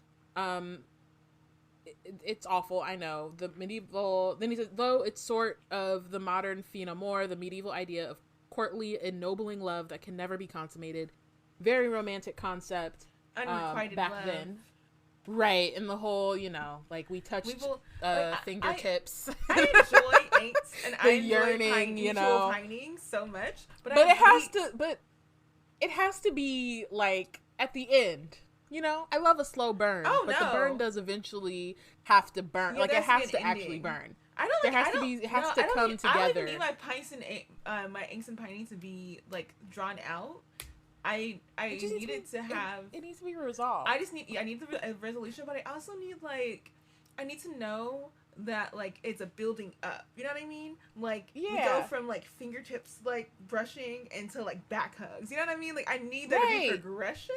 And, like, something. It can't just be we touch fingertips for 50 years and that's it. Like, no. I'm over it. For what? Like, ew. I'm running away. Like, I can get more done over here. We're just, for what? Like, I must be happy with this after 50. No, thank you. No. He says now there are rumors of a scion couple at another chapter who hid their relationship, but the regents have spies everywhere. They were caught and punished. So Bree kind of reflects on the fact that, like, no one has mentioned the regents, whether they're Pages, Legendborn, Merlins, whoever. Everybody who's mentioned the regents has said it with, like, some fear and you know, like, they're clearly not great. Like, they're clearly the ones in charge. We haven't seen them yet, but they're like these all-powerful figures, and everyone, including like the actual scions, the actual like Legendborn, are like terrified of them. So, you know, they are the true villains of this story, as we have benched them accordingly episode after episode. Yeah. So yeah, every time, like, they have not like physically shown up, but they are felt. Their presence trash. Is felt. Yeah, very felt. So then we talk about, so William is he, like, you know, as that conversation is happening, they were like, William is trying to heal. She has a bunch of bruises on like her back and her butt, and so Bree was feeling weird about that, or was more like, isn't that weird? And then they kind of have squashed that feeling, because again, he's just a very like soothing presence. He's like, I'm not checking you out, you're not my type, it's fine, just I'm here to heal, like, you know, I'm doing my job. You were my type, like, I'm actually literally training to not look at people that way. I'm looking at people for medicinal healing. Like, I'm not looking at your body to check out your body. It's not what I'm doing. He's like, I'm trying to do my job, and I care a lot about doing my job. So as that's happening, William does bring up a little bit about like her vitals and how they were different when they came in. So for one, she like passed out on the way from, like, when Cell was carrying her away at some point from the graveyard to the lodge, she passed out. So William says, like, I'd guessed at first that you would be in shock, but that didn't quite fit. High blood pressure, increased oxygen levels, shallow breaths, dilated pupils. Typical signs of an adrenaline rush after a demon fight. I see them all the time. Fight or flight responses are inherently draining, and after an hour or so, vitals return to standard ranges.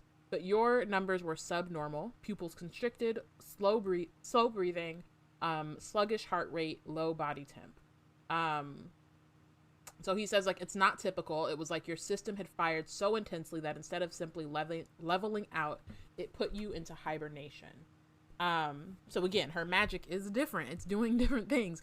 And I think it's interesting, or like, I kind of appreciate in the sense that, like, she has Nick, Will, and Cell, and, you know, varying like relationships with these three people, but they all see very, like, they all are, I guess part of it is they're getting like different pieces of the puzzle that is Bree and whatever is going on with her, but they also aren't like telling anyone for different reasons, you know, like Nick isn't telling anyone because he cares about her, he wants to help her, whatever. Will is like, I care medically, but other than that, it's not my business. Whatever you got going on, whatever. Cell is like, you're boring, I don't care anymore. But also, so it's like an interesting, like, as your mage flame is petering out and wiping away the residue of like demon blood, you're interesting. You're interesting, curious. But I also, again, it's curious, but it's not a threat. Whatever.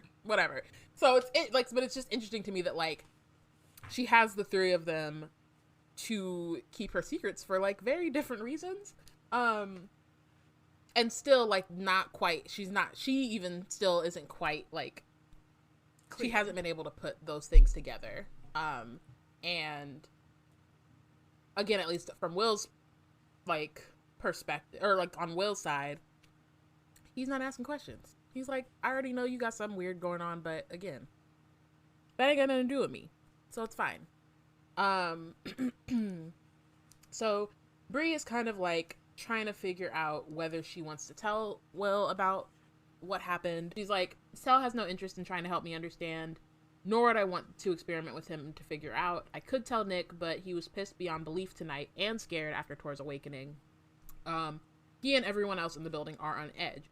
So she's like feeling like, I mean, she's coming up with a lot of different excuses. I'm like, why not to tell Nick, honestly? And I don't think she's completely interrogated why she doesn't want to tell.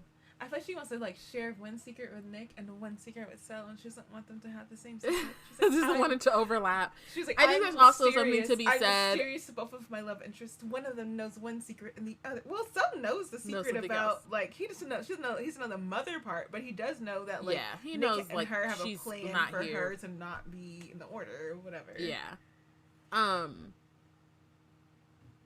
But yeah, she's like, I want to be. But yeah, mysterious she's woman. definitely like been hesitant about telling him about, and like I don't necessarily think that's wrong. I think like, you know, when you're in this kind of situation, maybe don't put all your secrets in one basket. Yeah.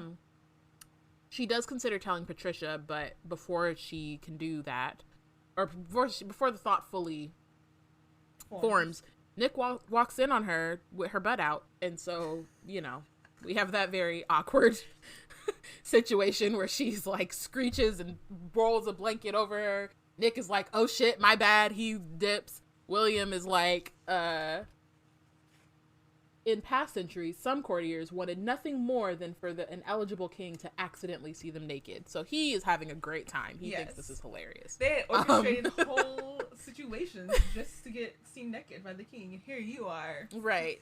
And she's like, please go away. Like, just shut politely up. Stop out. Keep it to yourself. I love that because he's what, like 20 or so, you know what I mean? Mm-hmm. So he's also just in a, like, he's looking at these two teenagers, and of course, like, when you're that age, you think you're so much older than even the teens who are like 3 years younger than you, whatever. So I just know he's also just like, oh, kids, you know? Like, y'all are adorable. So yeah, so once Bree is fully healed, she's exhausted. She's like, I'm trying to go home. I need to pass out. And like, she and William go to the elevator. They see Nick, you know, very, very awkward, but they, and again, William is over here with secret jokes talking about, call me if you need anything, Courtier Matthews. And Nick is like, I don't know, what is that? And Bree's like, you don't even want to know. Don't worry about it. we just not gonna talk about it. How about that? So yeah, so they have a moment. Nick hugs her and kisses her forehead, asks if she's okay. Bree is like, I could sleep a full day, but I'm okay. You know, can relate. And then he's like, I never should have let you go off with Cell alone. It was my rule 3 and I broke it. He challenged you in front of everyone, says Bree. It won't happen again, I swear it. He pulls Bree in for a soft, lingering kiss to seal the vow. And then she says, this boy makes my chest ache. It's like, yeah, she's down deep. Very far gone. It's only been a week. It's not even been a full week with him. It's been a full week at the school. At the school. And they've like, yeah, it's been like 6 days. That's partially why William is making jokes like these kids, because like these kids and their hormones, and they're like their little flings, like they're like it's like early on yet before I can see how early y'all are in y'all's relationship right now, because this is like level 1 tier 1 relationship stuff right here. It's a prelude to relationship stuff right here. It's y'all are so cute, kissing and cuddling and whatever, but then like, oh, saw your butt for 2 seconds. Saw your butt. And y'all both go into a frenzy. Your underwear butt, by the way. Like, you're not right, fully first of naked. all, like, she's not completely naked. She's not fully naked. But again, I get it. You that's not the situation. Yeah, no, I mean, same. Trying to be in. I'm not even saying I would have done the same thing. If I were 17 and no. If I were in my 30s and if I was dating and someone, I'm like, you're supposed to see my body yet? Right. We didn't clear this, you know? We're not there yet. So, yeah, it's just, I know, we're just saying, from William's perspective, children. He's having a key. Yes. He thinks it's hilarious. So we do see, like, Greer and Whitty waited up for her, which is very sweet. And then they talk a little bit about, like, kind of what happened from their perspective. And then kind of like talk about the scavenger hunt, which was the whole point of this whole thing. And it got interrupted by both Tor being awakened and Bree and Cell being out of commission. Bree and Cell going missing. But we do find out that Bree, Vaughn, and Whitty got the most like of the ether objects. I just want to real quick, and I just thought it was funny that like Witty was the one who was more like trying to get like what happened, like what's the tea, and Greer's like, hey, I'm gonna see how she's doing before we try to ask for tea. Right, try to ask what happened. And then whenever Witty drops about the competition, Nick is like giving a look like, hey, she's not good, leave her. Now you're stressing her out. I just got her to calm down and get stressing her out. Right, literally.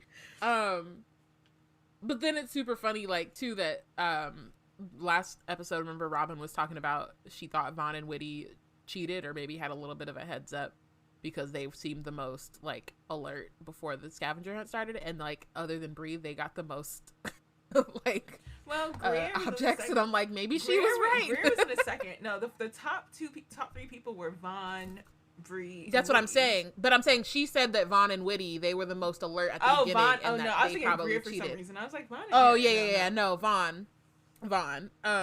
So I was, when I read that, I was just laughing because I was like, she probably, if she was here, she'd be like, see? Yep. Like, Robyn's notion comes out for that. Like, exactly. Yeah. Like, they were alert and they won. But Sydney, Greer, and Blake also, like, got a bunch too. They passed, yeah. Carson only found 2 objects, and then Spencer got pinned by one of Cell's hounds. So, yeah. Apparently, Cell hasn't come home yet. He still got a bond, Tor and Sarah, but I guess, you know, sometimes you need a minute before. He was trying, and it's probably not good too, even if he's like, because he's already on edge and he had to like use all of that ether. He probably shouldn't. He probably needs to like recalibrate both emotionally and like physically before. This is very video game mind of me, but I'm wondering if there's like a Merlin potion or something that you can take to like restore your level up. Like, I'm low on my XP. I gotta go get an XP potion real quick. Give me a second. I'll be right back. No, for real. So then they kind of talk about how, so next is the combat trial, and it's Thursday. So today is Sunday. It's Thursday. They, remember Lord Davis was saying it was going to be accelerated and it was going to be 6 weeks, but now it's really more like a week and a half because Tor is awakened. Now there's only 2 other people. There's Homeboy in the Western or whichever chapter, and there's Nick, or so they think. And so, I mean, Nick will be awoken, but he just won't. He will be, but it'll be a different situation. It's sooner than they think. It's funny because, like, in this, not sooner, but in a different order than they expect. I mean, and it's funny because it's the same day, in the same hour even, but like, no. Yeah, they both get awakened at the same time. I will say, imagine if he wasn't a Scion at all. Lord Davis would be sick about it. Oh my God, he would. Tears. He would be in screaming, poetry, crying, and throwing up. I feel like all of the poetry that he's like tried to immerse in his brain over years would just come out. Yeah, in spurts. It wouldn't make any sense. It would just come out. He would glitch. Yes. It's like, yes, it's disappointing or like a shock to not be the Scion you thought you were, but if you just weren't one at all. And then all those people who were sucking up to you all this time. Ooh. Awkward. Very awkward. It'd be funny, but another thought I had was like the whole time. So here's the thing. Part of my hurdle into reading this series / this book was I don't care about Arthur at all. I never I had a Greek mythology and Egyptian mythology phase where I was into that stuff, but I never had an Arthur phase. Yeah. And I had I read some roundtable books because I was interested in magic. I'm always interested in magic. So the Druids, Merlin, Guinevere, Morgaine, that stuff I'd gotten into a bit, but I hadn't gotten into this.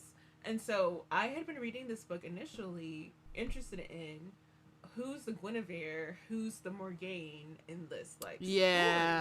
And I kept not that I was actively looking for it or whatever, but I was wondering. So when it gets revealed that Nick's line is the line of Lancelot, and the fact of how Bree is the line of Arthur, I was like, so who's the Gwenny in this situation? And yeah, so maybe it'll come up in a future book. I don't know, but that was something that I was like, is whenever we get the reveal about Nick and Bree and everything set up here about people like slowly Camelot's coming. I'm like, I don't feel like we're getting the full picture of who all stakes are in this to mess things up for people.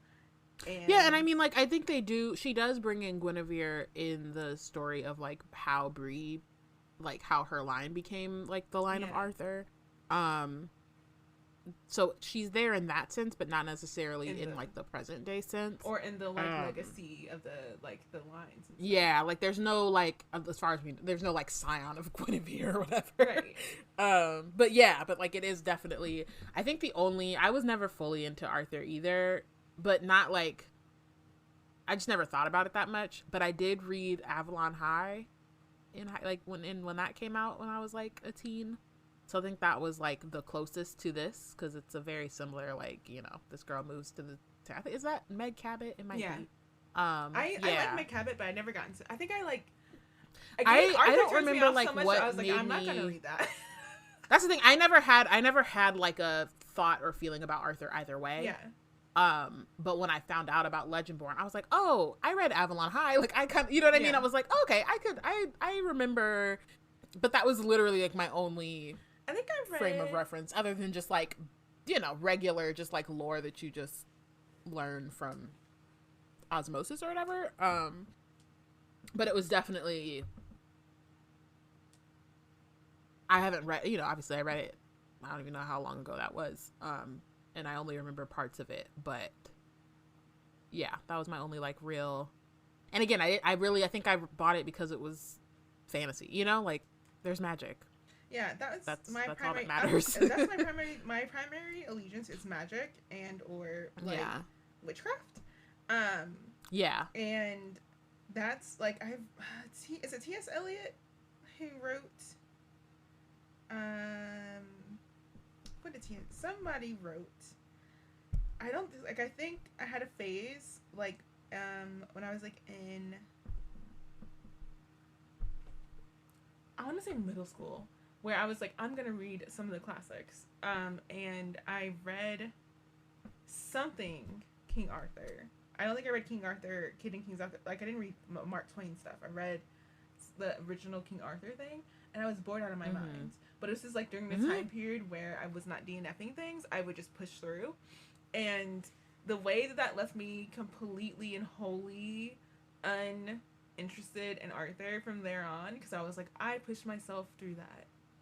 And I have nothing to take from it besides I will never pick up Arthur again. Like, Sel's bored at Bree. I'm bored at this line of Arthur thing. Not the line of Arthur thing with Bree, that's hilarious. But the actual, like, the round table and stuff, you can't make it make sense to me. So I think it's funny that the more that we get into this book and the more they are glomming on to the system of the round table, like, that's not the interesting part. The interesting parts are the dramas around it and the ancestors that are in the roots, but also the ancestors of the Legendborn. Right. They really set them up, and they keep playing along into it. Yeah.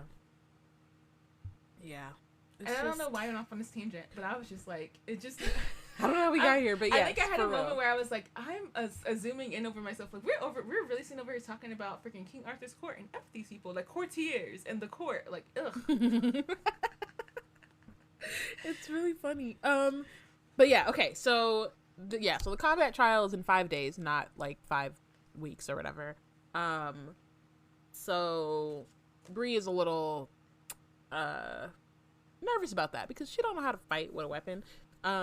Maybe a cudgel, which is what she was using during the first trial. Also, I'm sure she feels a little self-conscious because that was one of the things Sel brought up in the last chapter about how like Silly she couldn't woman. even kill a hellhound or like the hellboar without gravity helping her. So And then he also she's just like, and he "Damn, also I said don't know that how to fight." he didn't think she's gonna make it through the next trial. So he's like, I'm not even bothered. Right. Like, you're not gonna make So it. I know she's like, God damn. Like, so she didn't like, and she's probably like, dang, he probably knows when the next trial. He knew when the next trial was. So of course he didn't think I was gonna make it. well, no, because I think it definitely got moved up after Tor got called. So who's to say if he even knows yet? Because he's still out there, yeah. there. You know what? But I yeah, think that's so what, like him. Okay, so I'm sorry. This is what took me off my tangent. No, you're right. When Cell goes off on his own, it made me wonder if he was banding about with like Morgaine or like Gwen or whatever. Like if there's like some like secret plot gonna come in with the I unknowns. see. Because he spends time alone While he's out. and they keep rebuffing him in the order. So I'm like, ooh. Is his mom Guinevere? Like who's Guinevere here? Like what's going on? Right. Who is she? Who is she? But yeah, so Greer and Whitty are both like, yikes, hate that for you, Bree. Which is kind of funny that they're all just like, yeah, we know. But you they're can't not even fight. just like other the smiley face that's like just a grimace, like the grimace. Yeah, they're just like, ooh, sorry. But also it makes sense because like everyone else has been training for this their whole lives. She just got here and it's only been a week, and so she hasn't really. And they don't know that she's the one who punched into a hell fox just now. Yeah, exactly. And she doesn't even know how to control that, Yeah. so she's still not. She's not winning. And she's like, and she can't reveal herself in front of the whole freaking court either, because they are not supposed to know she got that power. Right. And so Nick is kind of like, it's okay. So he made a few calls to request that one of the lieges who trained him, one of the good ones, which reads, you know, not one of the ones who didn't abuse him, can lead the training sessions. Her name is Jillian, and he trusts her. And she's the former scion of Kay. And then he says, you don't need to win every match on Thursday. You just need to lose well. Bree is like, that, you know, losing is losing. But, you know, I think we'll see when we get to the trial, like we know what that means, right? Or we'll learn what that means. Part of it is not wanting to be, like, just not being a sore loser is one thing. But also, like, or learning like how to when it's worth it to learning when and also like when you have no choice but to lose, you gotta learn how to do it in a way where you're not gonna so they go on. Nick, so Bree then does kind of like bring up Cell, and so she says, what Cell did was wrong, but I am lying to people. I'm not here for the same reasons as everyone else, and we both know it. And Nick is like, what are you saying? She says that he has a point. I don't belong here. I'm a distraction. Nick is, you know, kind of hurt by this and surprised, and is like, Cell used his powers to directly threaten a member of this chapter. If you were Legendborn, his oath of service would have burned him alive. Do you have any idea what my father would do to him if he were here? Sorry to this wizard boy, but every time I hear my father should hear about this. My father will hear about this. Yeah, I mean, it's also like, yeah, true. So then Bree's like, yes, but he thought I was here to hurt you. He's just doing his job. You said it yourself. I'm an anomaly. The things I can do. He presses a finger to her mouth and says, not here, which, yeah, like you brought this up in the lodge. You maybe need to just, let's put a pin in it for a second. But also, again, like she is arguing, or I don't know, she's not like 100% arguing for Cell. I think she's trying to like appeal to Nick not to punish him as much, I guess. Or even to maybe just apologize for punching him in the face, whatever. But again, she's not seeing the whole of, not even like their relationship, but just the nature of what actually happened and the way that Cell attacking her affected Nick in a different way than like just, oh, you went against a direct order. Which again isn't to necessarily say deliberately that she's disobeyed me. Wrong. That's what I need. Right. Yeah. It's so I think in her head she's like, oh, you're just thinking about the oath specifically, and he's like, yes, but not in the way that you think I'm thinking about the oath, you know? And so it's just interesting in this situation where they both have very differing perspectives on the situation, and have different information as to the situation, right? Like Bree saw Cell from the beginning through like, you know, him taking that hell fox off of her and, you know, helping her get her hand out of its chest cavity. And on the other hand, like Nick, as recently as a couple hours ago, felt very murderous towards her and explicitly asked not to have to feel that way. So it's just, yeah, this moment where they're having this argument over Cell, and how he's being treated, and it's interesting that Bree again feels this sympathy. Bree is like, Cell didn't hurt me. Nick says he's the reason you got hurt. No, he's not, says Bree. And Nick is like, how are you defending him now? I'm not. She groans. Cell shouldn't have sent his hound after me, but he's not wrong to be vigilant. You didn't see those hell foxes. They'll eat the Legendborn's weapon and armor, steal it away, leave all of you helpless. Which is not why I need to be able to trust my King's Mage, says Nick, and right now I don't trust him.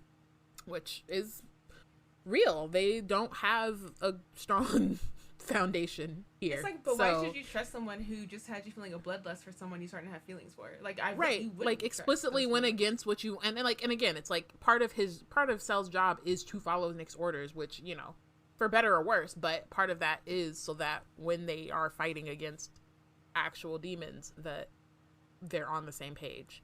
And he knew there's also a lot of, he knows that link exists, so it's like you're like, I could see where Nick feels exploited. Like, he's like, you exploited this bondage, you know, that we have to make me feel this way, and I can't trust. And that as that's happening, my good nature, like my best for me, best and heart. At heart. Yeah, right. Especially with Camlin coming, like, he says, if Camlin's coming and I become king, I'm going to have to make hard decisions, but they will never be the kind of decisions that make it okay for us to turn on our own and behave as badly as Shadowborn.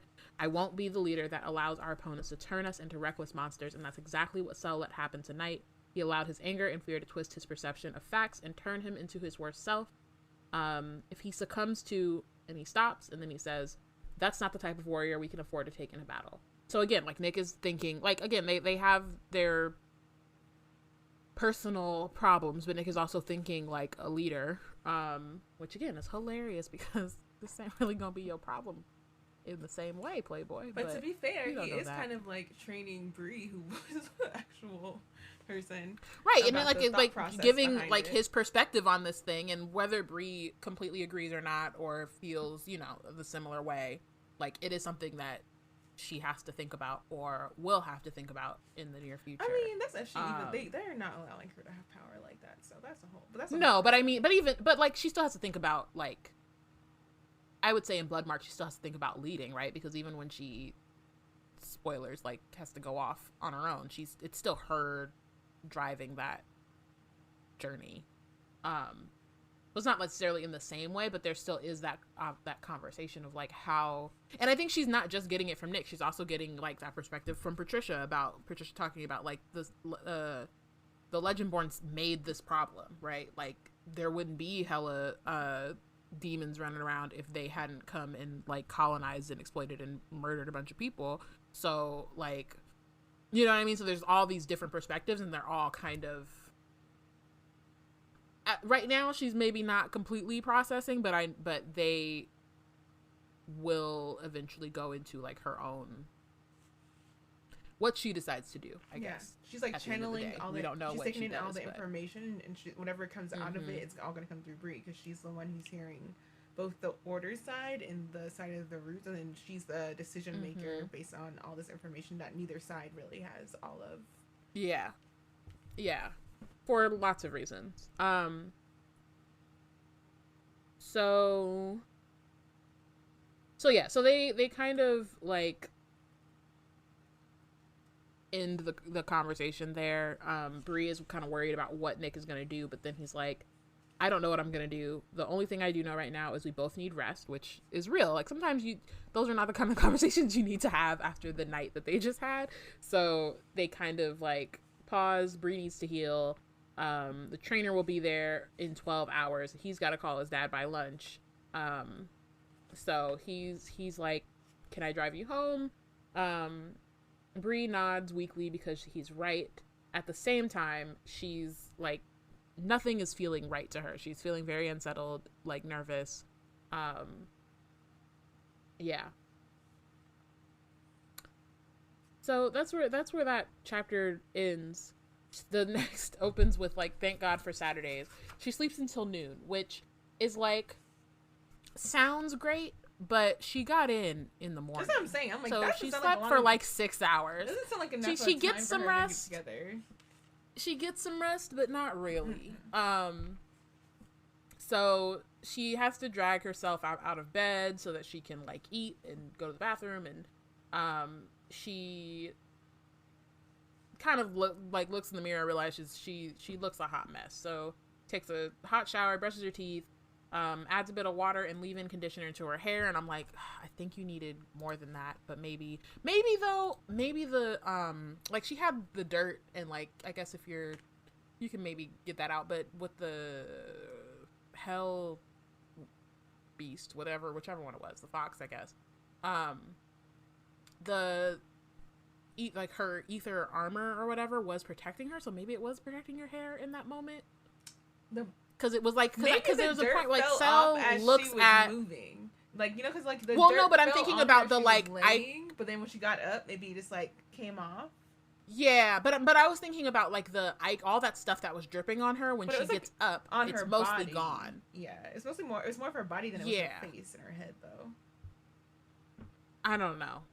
She probably does need to do more, but she's having the most I can give you today is a pat and a spray, and that's all we got. And that's very real, because she still has to she gets out of the shower, sees a group text from Tor that's like, dinner's at 5, training room's open at 6. So it's noon. She doesn't have a lot of time, and honestly, like, she did all that.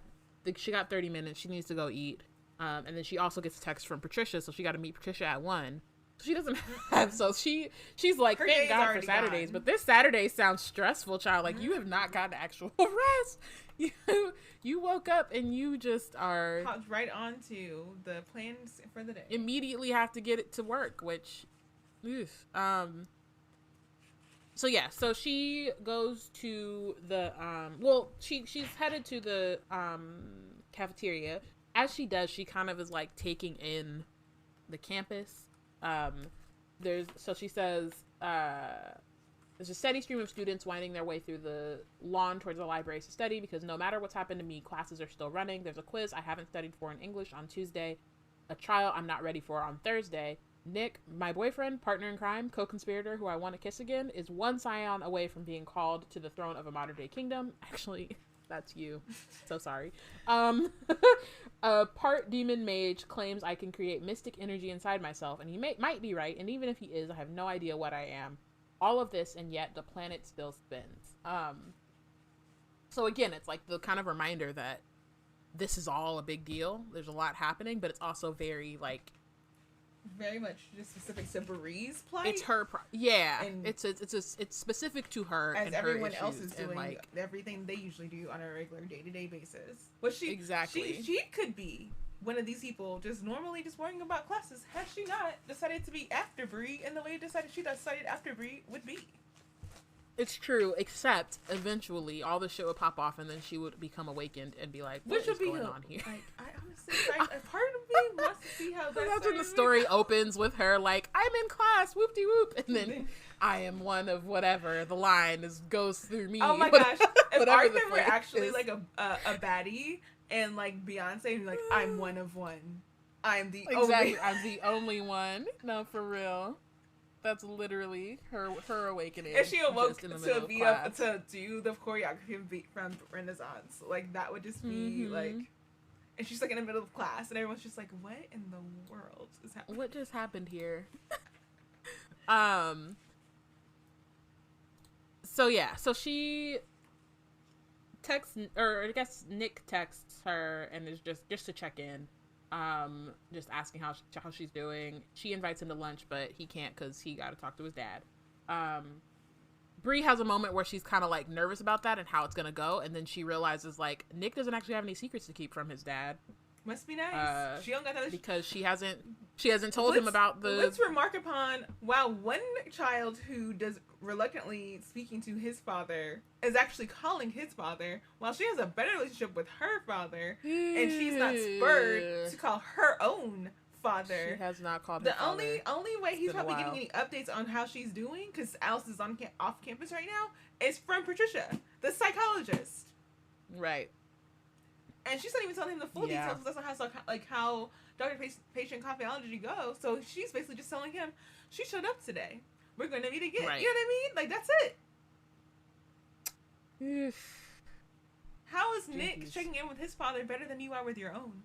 How does him saying, I'm calling my father, not spur you to be like, oh, shoot, I should at least text mine? Like, where are you? You'd be like, hey, Pops. I'm good. I'm doing a good job. Going to meet Patricia. And then I'm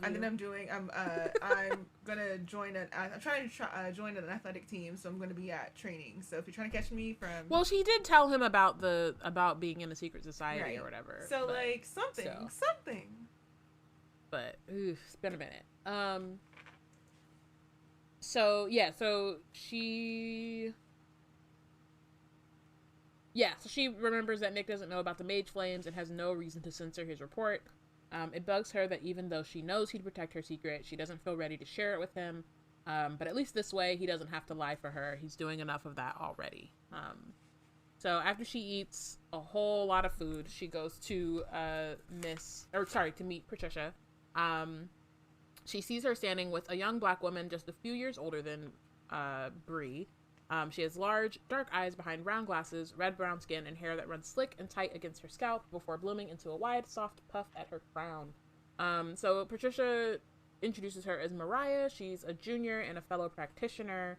And then Bree is kind of like, ain't this supposed to be confidential? Like, why are you bringing other people to my therapy sessions?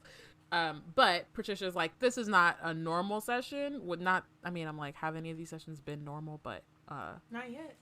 I think she's more saying like, this ain't therapy. This is just, we just meeting up. We're just, this is a link. This is a situation, not a psychology not a therapy, not a therapy meetup.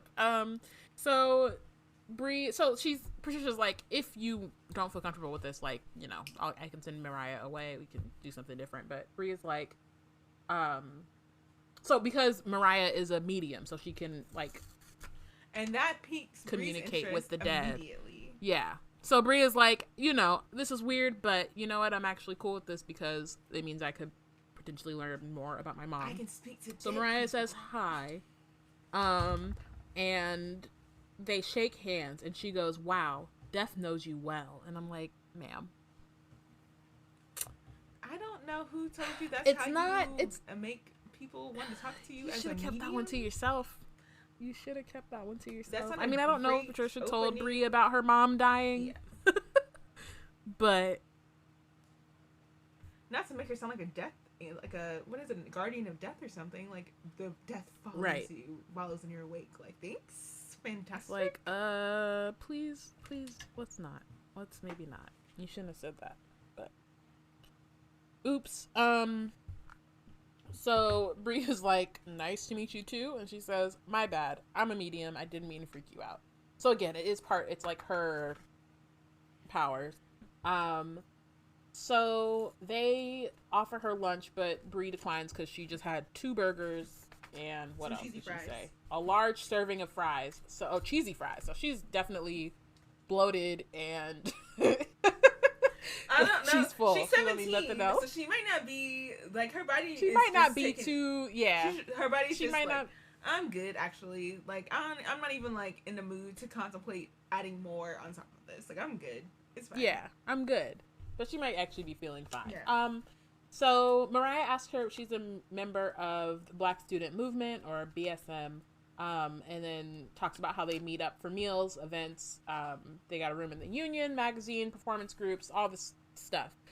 Bree is feeling like it's like she didn't realize there was a BSM. She's kind of feeling bad, remembering what her father said about needing a community. There's another mention of her father, and again, no actions taken. No text. So then reading her face, Patricia assures her that, you know, it's only the first week of school. No need to beat yourself up that you haven't found everything in everyone. I will say, and we kind of like briefly discussed this before we started recording. So one of like, I think both of our kind of critiques or feelings after reading this book, before getting into Bloodmark, was like Bree's lack of Black community, right? She's like infiltrating this white secret society. She's having to deal with a racism or 3 a day. And she gets Patricia, but it's not a lot of that time. And like, you know, we see Mariah, but we're over halfway through this book, so she hasn't really interacted with a lot of Black people in this book up until this point. It doesn't have to be a lot. It could have been like one other Black person what, right, that like, but she doesn't have that community. Yeah. And we see like her dad talking about it and mentioning it and whatever, but like Bree hasn't, that wasn't a priority for done her. that. Like, and so it was one of the things when I finished the book where, and like Porshèa and I have talked about it multiple times, where we're like, it was like the one thing that felt like it was missing, especially in these situations, because you need that community, especially when you're doing all this mess that Bree is doing, and you know that you have to be in those spaces for whatever your reasoning is. Like, you also need that other space, and like not really getting to see that community completely and fully showcased in this book was something that, like, again, reading it the first time around, it was a critique that we had. It was jarring, like, as because like I was I don't know, it's a little different for me because I went to an HBCU, so I feel like people who have Black Student Union experiences are different. I don't know, we just have different experiences in like how we sought out community, I guess, is because like I didn't really have to, wasn't like on like that, it wasn't like, oh, like I had to go to one spot to see Black people doing, I mean, technically, yes, I went to one university to see Black people doing multiple things, but like there were like Caribbean student unions and African student unions and like the soccer club and like all these other like things, and they were all Black people for the most part. So it wasn't like I was going to any of those to look for Black folks. I was going to those like, so I did Spanish club and model club and stuff like that, and it wasn't that was like, oh, it's the only time I'm going to see the Black folks doing modeling or speaking Spanish. It was like, oh, like this is all the people that like are interested in doing this thing together, and we're all Black because this is where we are. And for me, like, I'm not a joiner. My dad used to like be like, why aren't you in BSU? And I'm like, because I don't want to talk to people. So it's not even that I felt like reading this book. Like, reading this book, it wasn't even like, oh, Bree's not in BSU, she should be in BSU. That was never the like thought for me, because again, like I think in college I like did some stuff with our like, it was called something else, like our Black Student Union in college, but like I wasn't, especially because I lived off campus too for most of my time. So I was like, if I'm done with classes, I got to get to work, or I got to get home, or like whatever. So it wasn't. But was it more like events? And again, like I said, like I'm not. I would go to events, or like occasionally there would be like specific things. Like, you know, I was in college during, like in 2014, after Mike Brown and all that. So like protests and like, you know, that kind of thing. So I would still do those things, but I wasn't like a member. But I had friends who were, and so they would let me know when things were popping off or whatever. And so like, yeah, so again, it's not the sense of like, oh, she needed to be in BSU specifically. It was more the sense of like, she don't have no Black friends here. And like, this is, you know what I mean? Like, that's my thing too, is like some kind of community, whatever that looks like for you. Because again, like I said, I was not joining clubs. Yeah, no. Any of them. Like, so it wasn't specifically, like I didn't want to be in BSU. It was, I didn't want to be in a club. Yeah. I feel like unless you're like a religious, because I feel like Black church experience is where a lot of the girlies coalesce. Like, it's like, oh, like even if it's not like student union or whatever, it's like, oh, well, we all do whatever together, like choir or whatever together. Or I feel like that other place where Black women, usually, not to just gender it, but I feel like mostly that's who ends up in those places, is like, I don't know, because there's also like the barber experience as well. But like if you like, I mean, there's a lot of different, like there's a lot of different places, places you like have a and ways that you have to get met, and then that's where it tends to be where people, the community is gathering, because you all have a similar need, and so that just becomes a thing that just like happens. And it's like, but it's just like there are a lot of different ways to find community, I will say I also personally, like with my school, I went to school in the community that I went to school where I grew up, so I didn't necessarily always need that community on campus because, like I said, I would go hang out with my friends who were, off campus or whatever. But in this case, she's super isolated.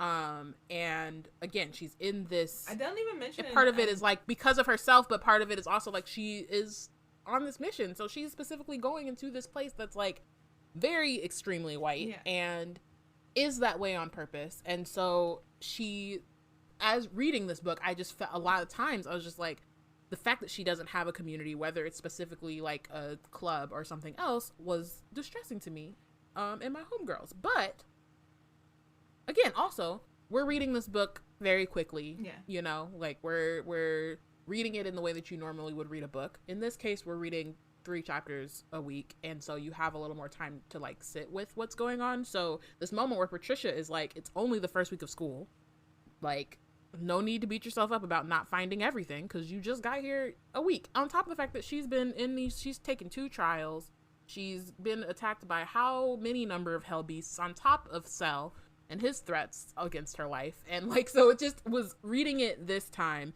just kind of shifted my perspective a little bit of like, oh yeah, this has only been 7 days on this campus and a lot of shit has popped off. She hasn't had time to go and like find BSM or, even like talk to nobody in her class. Like we haven't even really seen her in class. She's been there. She knows she got a quiz on Tuesday, but she's not like, that's not where her brain is right now. And if this had taken place over maybe a few more weeks or months, then I think I would be a little more like, okay, so like, where's your community at? But in this case, she ain't got no time. She's only had 6 hours of sleep. Like, it's funny too, because she missed, she mentioned that there was like, whenever like the first couple of days, people were like sitting around passing flyers, and you know how people are when passing the flyers, they're like, oh, let's keep. I don't need a flyer. Paper. I'm not good. doing it. And we hadn't even heard if there are like regular early college meetings or anything. Like you can't just drop these kids on campus and not have like early college something. And we haven't heard that they have had any of those either. So, and it's like, yeah, it's been a week. We haven't seen her actually go through her full schedule of like things yet even. So it's interesting. I think that we were talking about this ahead of this recording, I think, about like, like you said, I'm sitting with like a lot of things that when I read it through the first time, probably I hit it, but now that I'm seeing it in a slower pace, I'm actually able to sit with it and be like, the timing of things, not only like literally how much time has she been on campus, but the timing of like, she's going from quarry to discovering her own magic while also discovering this magical world of the Order, while also being attacked by demons, while also being under fire by Cell, while also going through with Alice, while also being in trouble with her father, while also being in trouble with like, it's just like back to back to back. Like the girl has no rest. She doesn't have time. And racism visited upon her every day. And I'm sure like after the like second, the third racism, I know she was thinking like, dang, there's nobody I can just even just look at.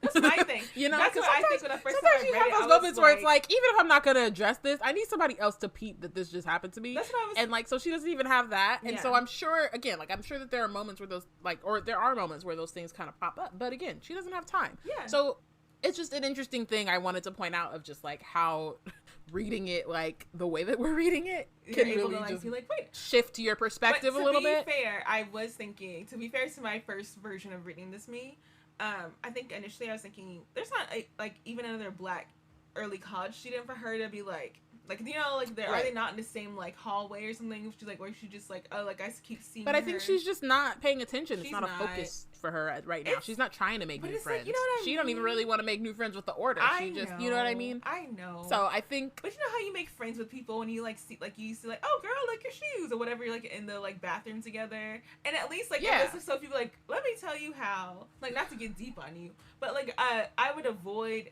the police officer over there because he just visits racism upon people, just so you know what I mean, like one of those but again, I think it's like yes, and I think it just is like she just hasn't had time. But when we like reading Bloodmarked, it kind of like she's not even on campus anymore, went away from me. It's a whole thing. First of all, she's not on campus, but also it's like we actually get that thing that I felt like I was missing in this book. Mm-hmm. Although, again, reading it now, I'm kind of like, it kind of makes sense that you didn't have the time to find And maybe it was written in. It's only been a week, which I just... Yeah. Maybe something was written in at one point, and it was just like, the priorities is to talk about the order and how Bree is going through the order, so we gotta cut that. And you're like... Especially because this book is very thick. And it's a YA. It's a thick YA.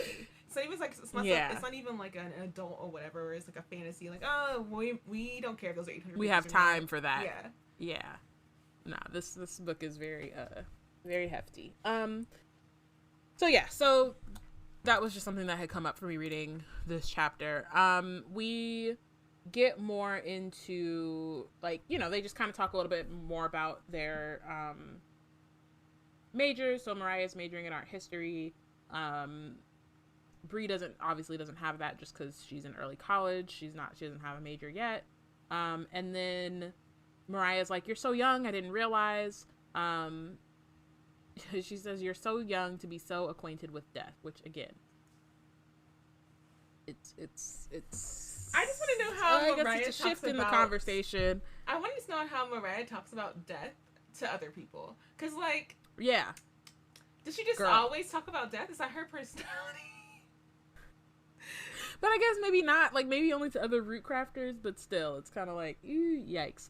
But Patricia says, like, so Bree is like, how are you supposed to help me again? And so they now pivot into, like, you know, getting down to the bottom of what's going on. So Patricia says that,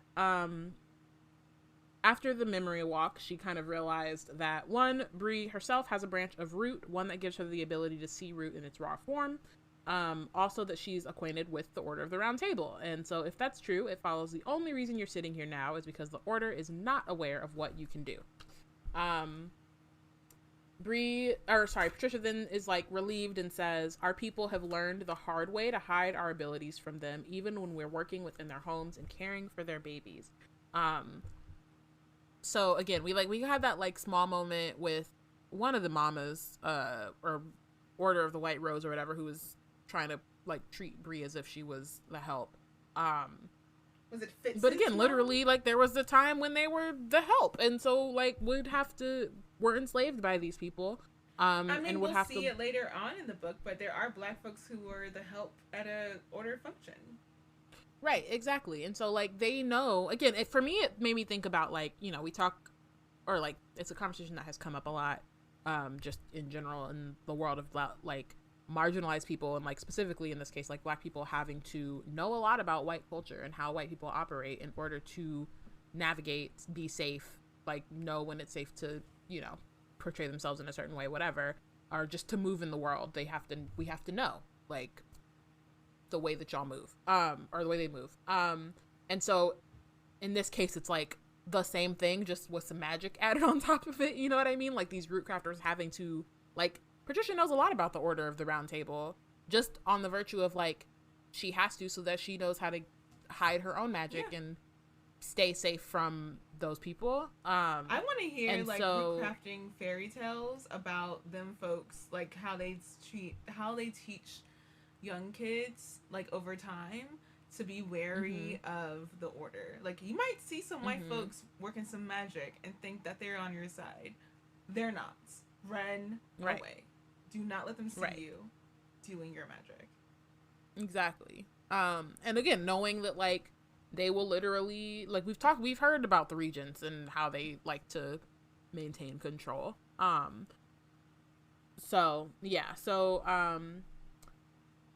Bree hadn't considered that and feels foolish for not asking about it earlier. How did the root crafters hide all they could do from the Scion Squires pages or anyone who took the first oath granting sight?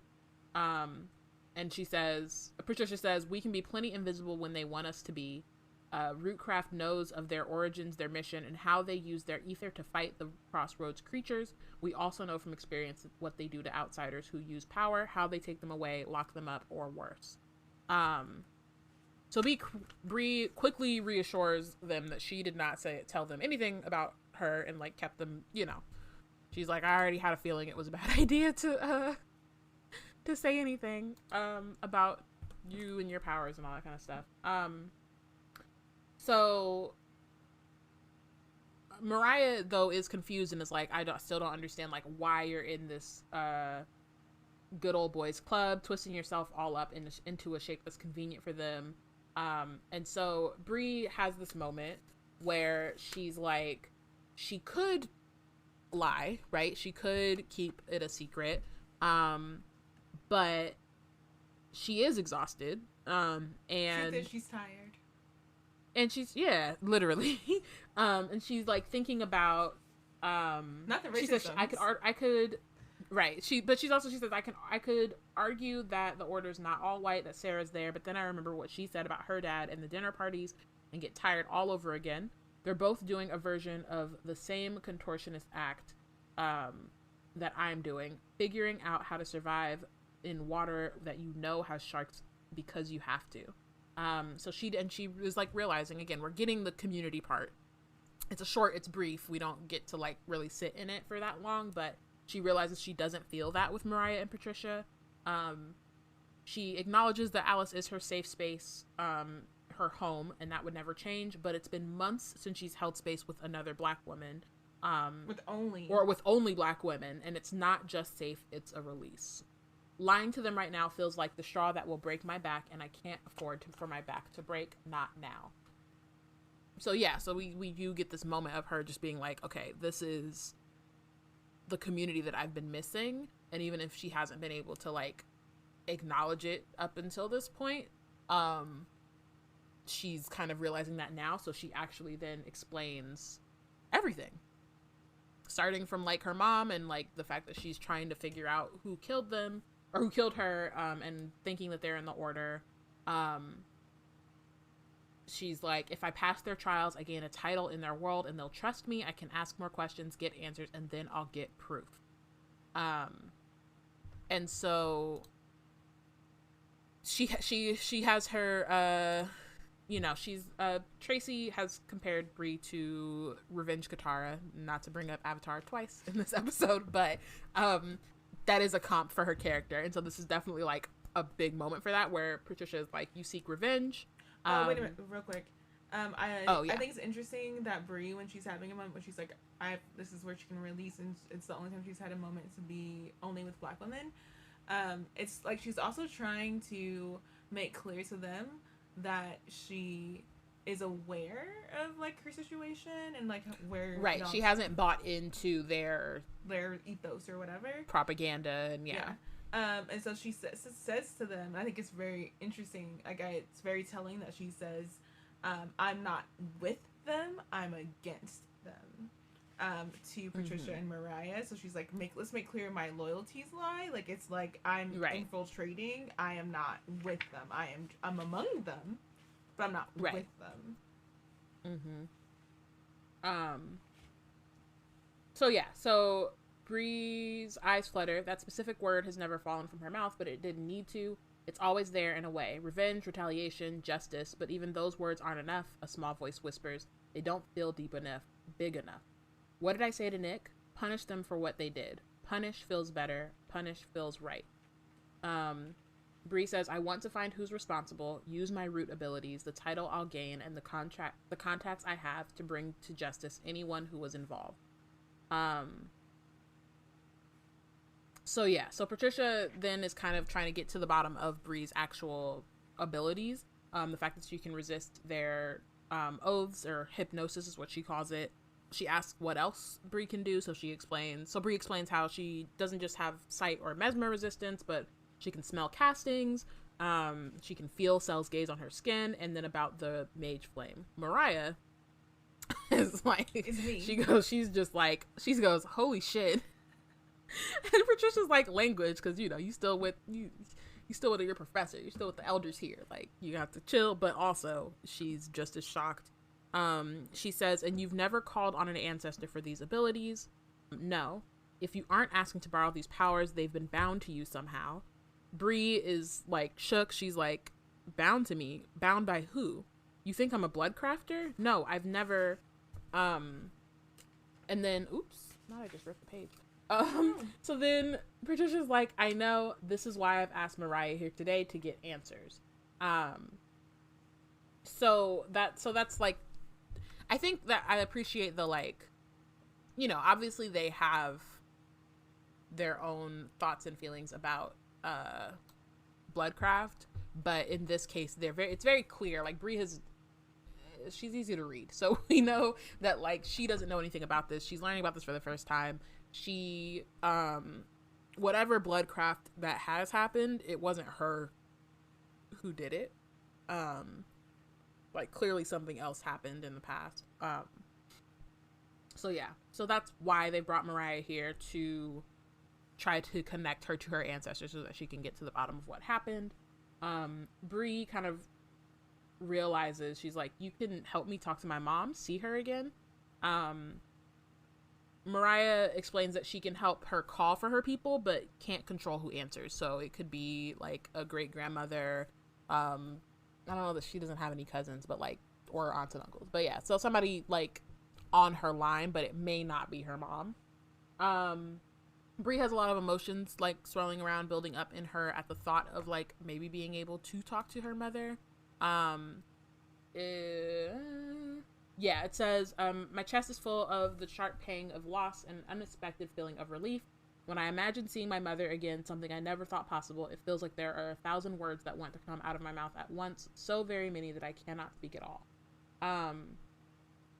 So yeah, so Mariah tells her that she'll amplify the connection between family members and then make the request.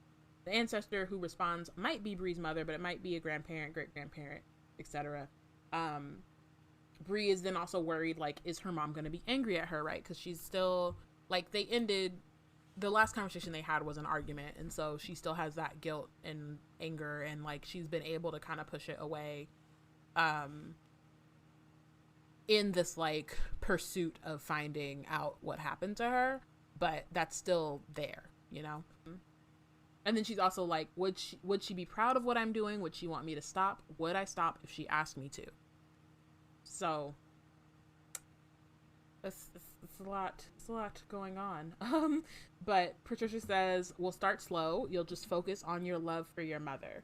So she thinks about all her like happy memories of her mom. And then Patricia says, focus on your love for her. Now imagine the love stretching back to your grandparents, then back further, like a strong thread connecting generations. Bree thinks of it as a line, which is not true. Or not true. And then, but as she does, she tries to imagine her grandmother as her mom described her, but then as soon as she does, grief slices through her. Patricia's like, it's all right. Take slow breaths. We're right here. You're not alone. I don't listen. All I can think of is loss. My loss of my mother, my mother's loss of hers. And what I didn't tell Patricia, that my great grandmother died before my mom was born too. None of us met our grandmothers. And that is tragic. Yeah. It's crazy. And so then Mariah's like, there are wells of life, deep ones, but they're all separated, tied off from one another. Because death breaks our connection, Bree wants to scream. Death is not a thread, it's a sharp cut that severs us. Death separates us from one another, and yet it holds us close. As deeply as we hate it, it loves us more. Which is beautiful, but also, it's interesting because it's not, like, clearly something has happened here, but it's already been proven that death, it does not break the connection, because that's how Rootcraft works. They take root, they borrow it from their ancestors. They have those direct connections to their people even after death. And so it's interesting to me that even though she's seen that, like, Bree still thinks of it in that way, which isn't necessarily like I understand why, again, right? Like, her family has been cut off in this way. She hasn't met her grandmother, and then further back, like, her mom hasn't, and so, like, all of them are cut off, but it's not death. It's like this other. As far as she can see, it's death. As far as she can see, it's death. But it's interesting that, and again, like, there's grief happening. You know what I mean? Like, it's more than just like, she's not sitting here thinking about it in like a scientific or even like detached, really logical way. Mm-hmm. Yeah, like it's not. It's a very real emotion that she's feeling in this moment, and so that's what she thinks of. Even as we have seen, like, for these other Rootcraft, for Mariah, for Patricia, like, that death doesn't break that connection. But yeah, so Mariah gasps, releases Bree's hands. Her eyes are wide and chest rising with rapid breaths, and says, "Something terrible happened in your family, didn't it?" Bree it's all too much for her. She gets to her feet, and then she runs away because it's just like, she kind of realizes this is like the second time she's run away from Patricia, but it's, It's like literal though, like she's literally running away from trying to confront her trauma. Like yeah. And then that's where we end off. All right, let's go to MVP. I want to give Bree her props for like doing like through all of this like turmoil and just like very like just like extreme experiences.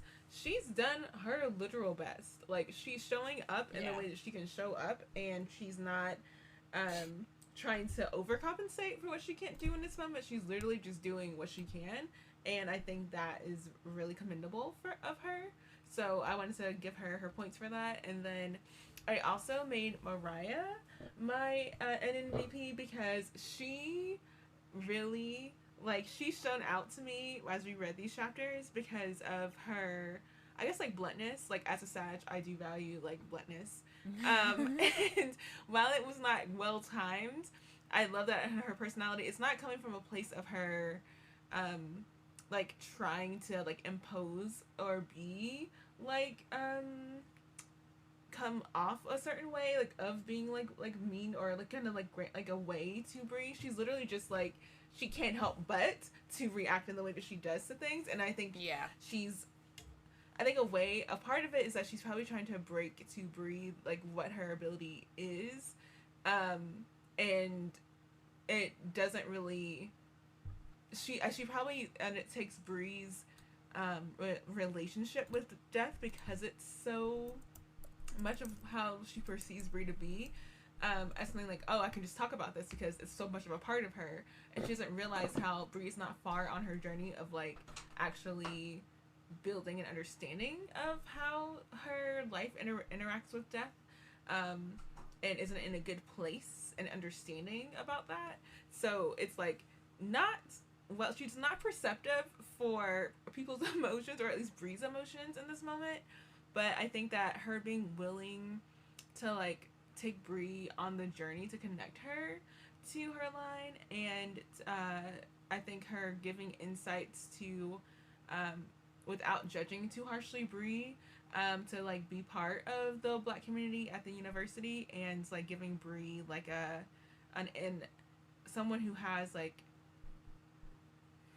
an understanding for how difficult it can be to be in white spaces as a Black person, giving her like an outlet for being like, that it's crazy, right, that you're around those people all the time. Like, you do need to, like, that, like, it's not what you're going through there, that's not great. Like, it's something that like you shouldn't have to subject yourself to, and like, why are you doing, you know what I mean? Like, she gives Bree a moment to like question it outside of the lens of like, I'm in this for my mother, you know what I mean? She gives Bree that kind of like respite, and I think that Bree really needed that. And I appreciate that someone who's like a peer and not like because I feel like whenever it's an adult, she kind of is like, oh, y'all don't believe I can do this or whatever. But it's like Mariah showed respect for Bree's like abilities or whatever, like, and was like, gave Bree that, oh, respect, you got powers, wow, holy crap, right. But also is like, but you don't gotta be in there like that either. So I really think that does more for Bree than like her just talking to an adult about it would have done.